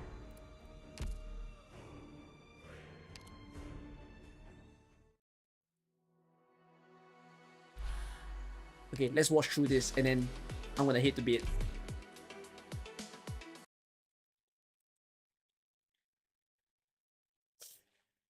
What's that question of the, does it stack with the current challenge or override?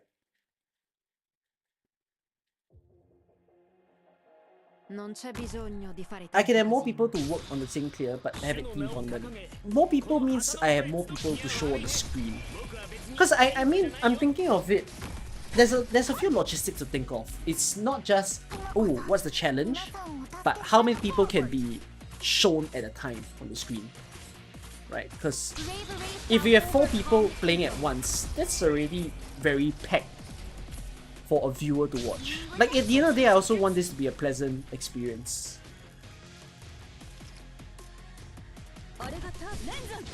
Little do we know, the competition will be validated as esports. I mean, that's the whole idea. I just want I want the esports vibe. By the way, what team am I running? It's not Black Steel. What is this? Was this random? Maybe it's random. But it can't be random. There's Elysium and Myrtle. What am I doing? Is it meta? Did I say let's go full meta?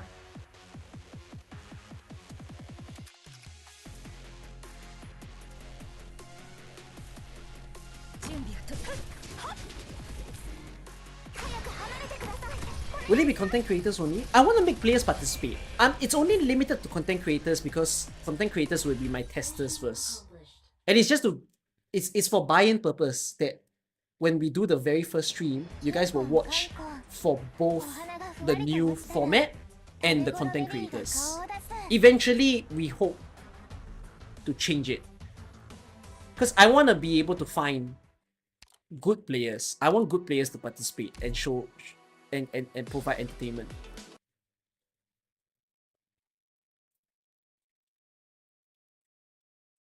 For each round, they can designate one player to be the one submitting. Oh, but one player is... If I have a team-based thing, right, switching the views of the members can be a little bit annoying. But I understand what you mean, though, to create a team. Like...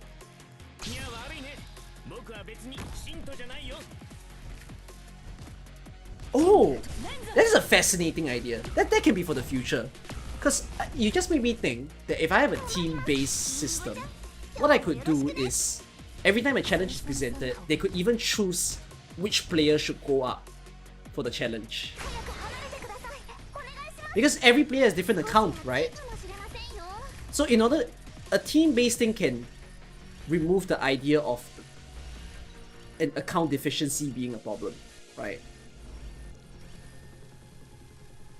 That can be a future idea. And then of course, if someone has gone up to do a challenge, they can't go up again. Things like that. It's very, very fun. I mean, I'm not gonna go... One of the things also is that in the early phases of this competition, I don't want to add too many competition format or mechanics. Like, there's a lot of different ways to spice it up, but ideally, when we first start, we will keep things simple so that both the participants and the viewers can easily understand what's going on. And in the future, like, I don't think I'll do teams right from the start, but of course, if things get more interesting, people want to see a team variant of it, we would do so. In fact, right, okay, here's the thing. The ultimate goal is that I want this to be easily accessible in two ways. One, I want players to be able to, who are not in the competition, to try it for themselves. Like off stream, during the stream, they watch it, they say, oh, I like what's going on, I want to feel for it myself. And they get to do it. The second thing is that I want the... In truth, right, this whole challenge planning, cooking a new challenge thing, is not easy, if you think about it. Like, it takes a lot of work to do it. So, in actuality, I need to figure a way to make it easily redoable. So one of the things that might end up happening is that, as I mentioned, there's the whole new challenges on the upper bracket every single time. In the future, however, the only time that a new challenge might appear is if they enter the third round of the best of 3. What will happen in the first 2 rounds is that because so many challenges have been played before, like imagine that I ran the 4-man version and the 8-people version, right? That's like 40 challenges into my challenge book. So, while content creators or participants might cook and they'll play through the challenge, they will find optimal solutions. The thing is, on the day of the competition itself, they might not... They won't know which challenge will be picked for them. So they can't exactly cook. And there's a chance that the challenge is the same as something that happened before, but we vary it slightly to spice it up. So that's what I mean by we want to make it such that if I ran this for a 3rd time, a 5th time, a 7th time, I need to make sure that it's very easy. Instead of like, oh, we do this in May, and if we somehow want to magically do it again in, say, the next month, like in June, we don't need to go through a month or 2 of planning. It can be an instant, we can go next type of thing.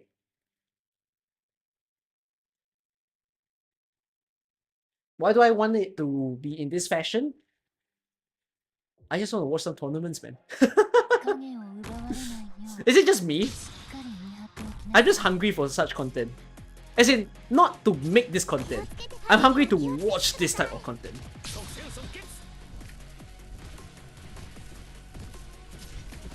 And I guess it's on my own duty to make people interested as well.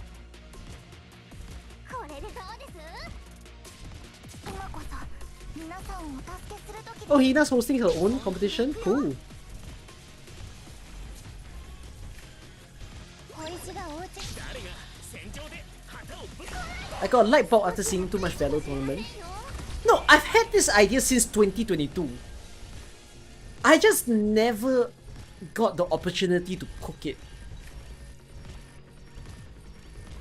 In fact, when Viper ran his tournament back then, it was already me suggesting it to him. I was telling him I wanted this version of the competition instead, like whatever I surfaced to you guys.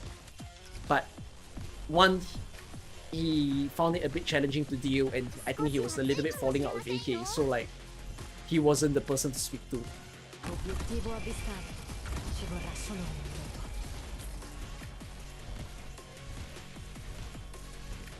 Why did I keep it for 3 years? I had no time! Yeah, uni life.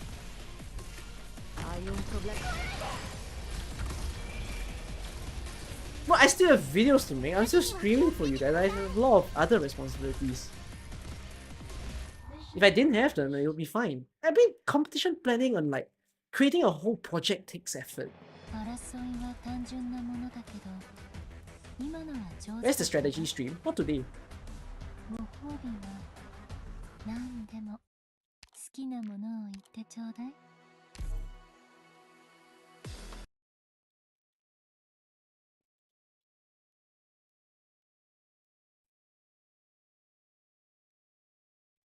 I'll do it for the next stream, I suppose. I am really playing this full meta, man. Oh my god, what the hell is this stage? Oh, that's disgusting. Ew. That's so bad. The middle is not safe.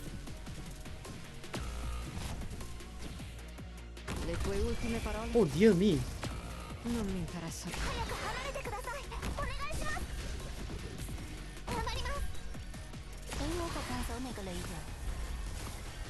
Been stuck in contests for the past years because the only tourney were in IS.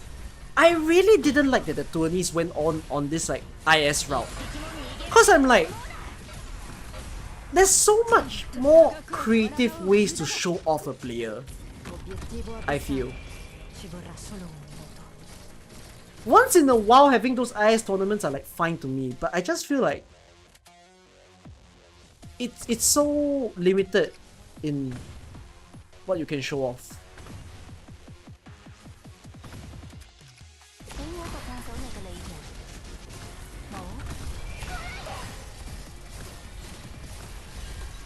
Like I question how much skill you get to display when you are running the IS tournaments. Yeah. What? No, you can't do an RA tournament. An RA tournament is not easy to do. What? Restart your run? Who was gonna afford to restart their run in RA? Like, what's the basic? How do you make it fair as an RA tournament?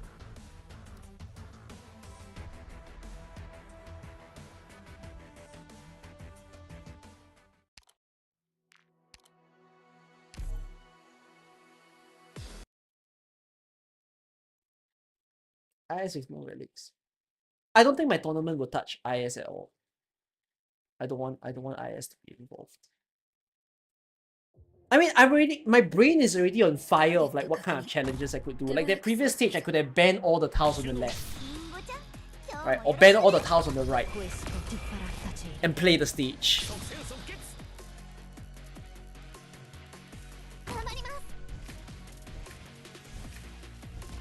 There's so many ways to make a stage screwed up.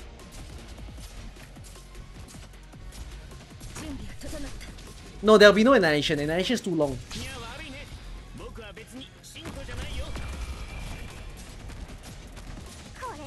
I'm really sadistic. But that's the point. No, you see, it's sadistic. But imagine people who are hungry for such a challenge. You cannot deny there will be players who wants it. To like, they don't mind it, and they're ready to show off that they can react to it. But it's not me. I don't think I'm that player. My whole point is I want to deliver a platform for such players to exist. No, I'm not doing mini animation. My challenges are not meant to be 10 minutes long. The challenges are meant to be instant. Bravery shall overcome evil. Oh, let me also mention this. Because the competition, right, I want it to be a little bit fast-paced, yes? So, one of the goals that I also have is I wouldn't allow for a lot of retries. A lot of the challenges will make it such that if you fail the stage, the condition to decide the winner is whoever kills the most enemies. If both of you fail the stage, your win is decided on who killed the most enemies.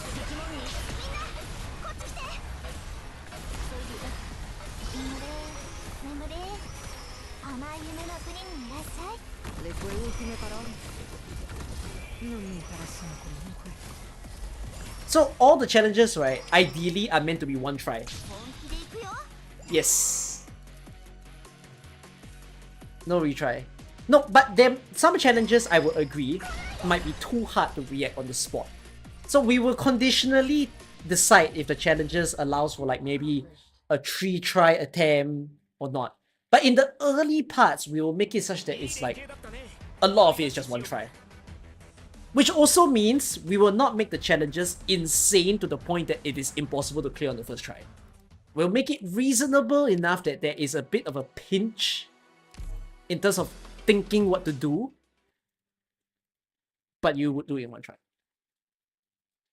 How about you can't use 1 or 2 units every... No, that's the thing. You guys are already ideating for me. Like, we can add all these funky conditions into this competition. And I'm ready for that. 20 minutes of planning before first attempt. Oh, we will not add a lot of planning time. We will keep everything very short. So even like their reaction to the challenge can just be like 2 minutes. It'll be chaotic. It will be very chaotic. But I can't wait to do the smaller scale version of this tournament. We can cook some weird challenge. We need to vet. Yeah, that's the thing. I need to. So the whole reason why I haven't had time to do this is, one, I need to create the stream material, like the layout for the tournament. I need to have testers, and I need someone to help me. And only if the competition is scaled even more massively, I need someone to help me coordinate the participants. Back then, I wanted it to be bigger scale, like without the content creators and stuff. It was only recently, like last year, that I said, rather than to go big first, I should test it first, then I'll figure if I want to do it bigger.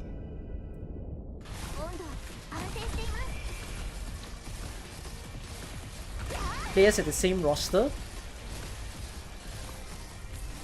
Ideally, I wish that all the players had the same roster. But that wouldn't happen. That's why I need to go and think of how to truly standardize. What about a challenge where players have to use only 3 operators based on a set list of class? No, that's already any sort of condition that you've considered before. Or like, you guys are saying limit the squad size, limit the deployment limit, limit to certain classes, limit the tiles, right? I've already all considered that. In fact, right, actually, here's the thing. I ideally do not want to add too much restriction type of challenges. As in, I don't mind banning units. Like, I'm probably gonna ban Whistle throughout the tournament. But trust me, wait, I have a little promise. Maybe. Should I promise? It's quite a dangerous promise though. Okay, I don't promise. Okay, I hope I can do this. In the first iteration, one of the operator's skill-based challenge will be to use Wizardel. One of it will be to use Wizardel as the main unit. I will not tell you what the challenge is because I haven't even cooked it up myself. But I will ensure that it's fun. Yeah, I could just say the challenge is not Wizardel skill 3, it could be Wizardel skill 2. Like both players are forced to use Wizardel skill 2. So it becomes a thing of like, do they understand how Wizardel skill 2 works? I swear I'm gonna be so in love with like the skill-based challenges. Like those skill-based challenges where I tell you you can only pick this unit and you can only use this skill to play the stage is so fun.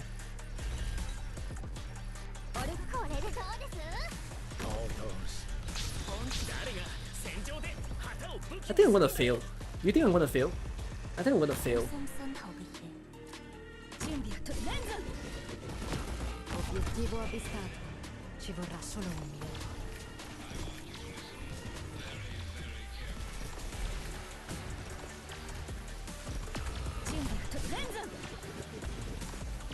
As gracefully as 3/4.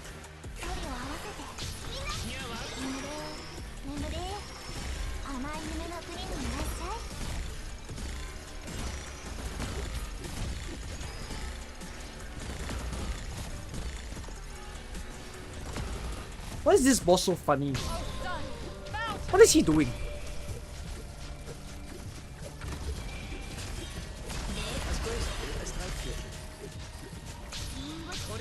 GG. I lose. I guess no was supposed to be there first. Okay, wait, I'll tell you this. Let me replay this in my next AK stream, because it's quite late at night and I might not have the brain energy to do so.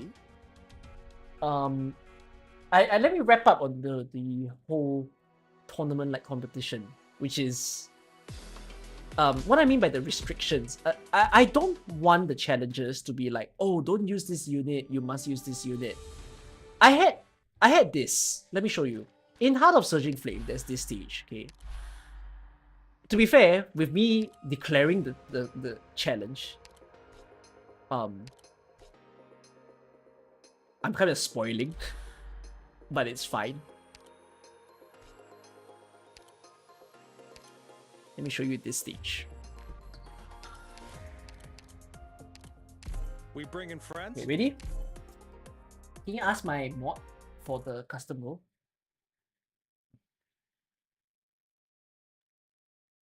I'll show you what I think is a fun challenge and the kind that will make people go, what the fuck, okay? Most important job. So, here's the rule. When you begin the stage, place Norcon on the following tile. I've got this. The moment your DP allows you to deploy Norcon. Here's the mission. Clear the stage, but Norcon can't die. We're doing it.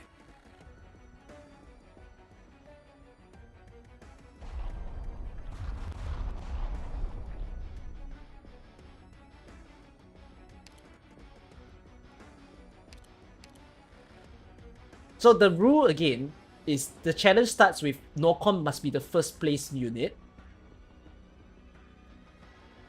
And you cannot let him die. No. You need to know that we haven't selected the other squad.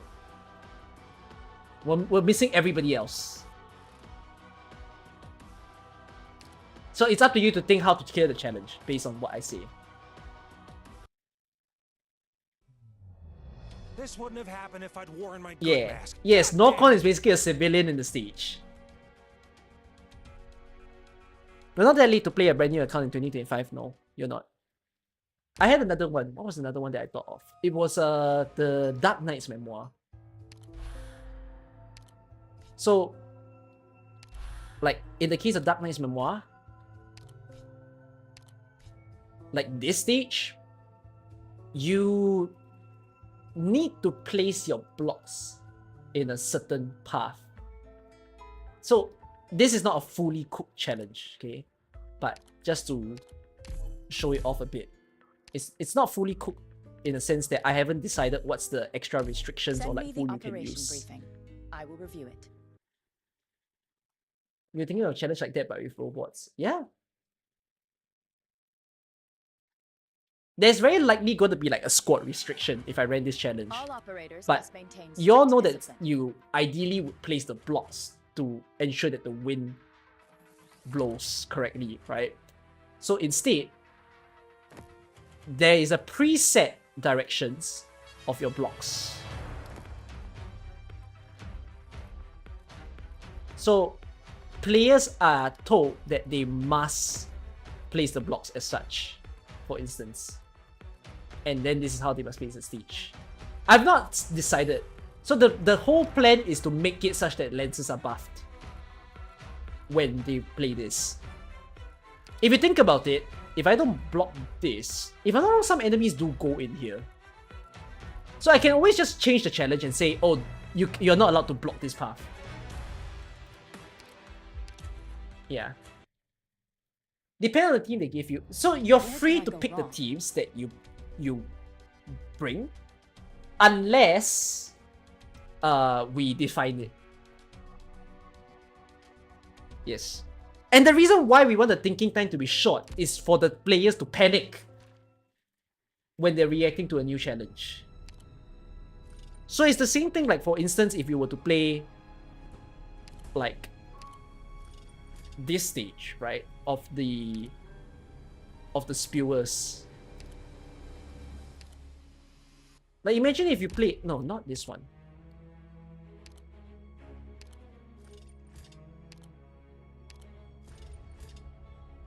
Some challenge might have preset sport. Yes, some challenge might have preset sport. But we wanna, yeah, ideally I don't create too many conditions to not confuse the players. Like in the case of this one, I can just make the challenge as no range units are allowed. Which will fucking annoy the players if they were to see on the spot. But it's so fun for anybody who is a masochist and want to do that. Like I wanna see two players panic, but then one or both come out on top and show off. They've got the mind for it. You get the whole thing. So I need to know what's the demand for this when I run this competition, and like how can we make it interesting for you guys to enjoy. Yeah, why not like a roulette wheel of challenges? A roulette wheel of challenges is fine. The whole point of this competition is just all participants beforehand cannot know what the challenge is. That's all. Maybe they can be teased the name of the challenge, but they cannot be teased the actual condition of the challenge. The whole idea is to make them react on the spot.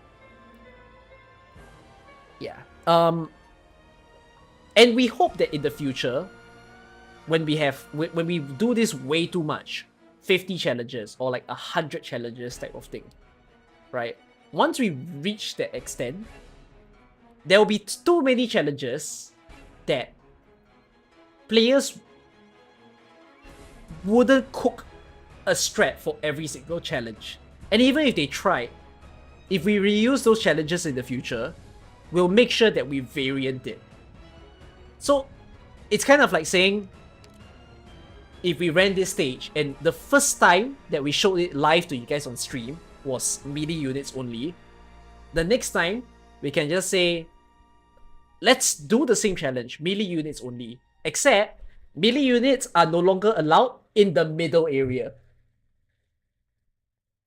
which will mindfuck anyone that tried to cook a strat before they participated in the competition. Like they'll think, oh yeah, they said they reuse shit. Okay, I'll do a nice, beautiful idea before I come in. and we'll just make their day bad, basically. So that's the whole thing. You like challenges, but not on the spot. I mean, that's the whole idea that off stream, we hope that the demand or the buy-in for those of you who are not participating to see the challenges live and then say, whoa, I like what they just did. Let me try it out on my own, like off the stream and play it. You know. Oh, by the way, if the challenges result in a failure early on, then we may consider rerunning the challenge for a different set of people. There's a chance that in order to not cook too many things for a tournament each time, we'll make it such that all the upper bracket players play this exact same challenge. Because it may be a case where the first pair of opponents have it a little bit bad, their preparation time is a bit small. But the later set of opponents were allowing them to cook if they want to prior to their round. Like, they already know the challenge, but as far as possible, we'll try to hold that back. Yeah, we'll see how we run this whole thing, basically. In any case, I hope you are excited. I genuinely hope I can pull this off in April. But it's a bit fast. I think the latest will be like May. Same challenges for different maps? Or are the maps the same? No, it can be anything. Anything happens.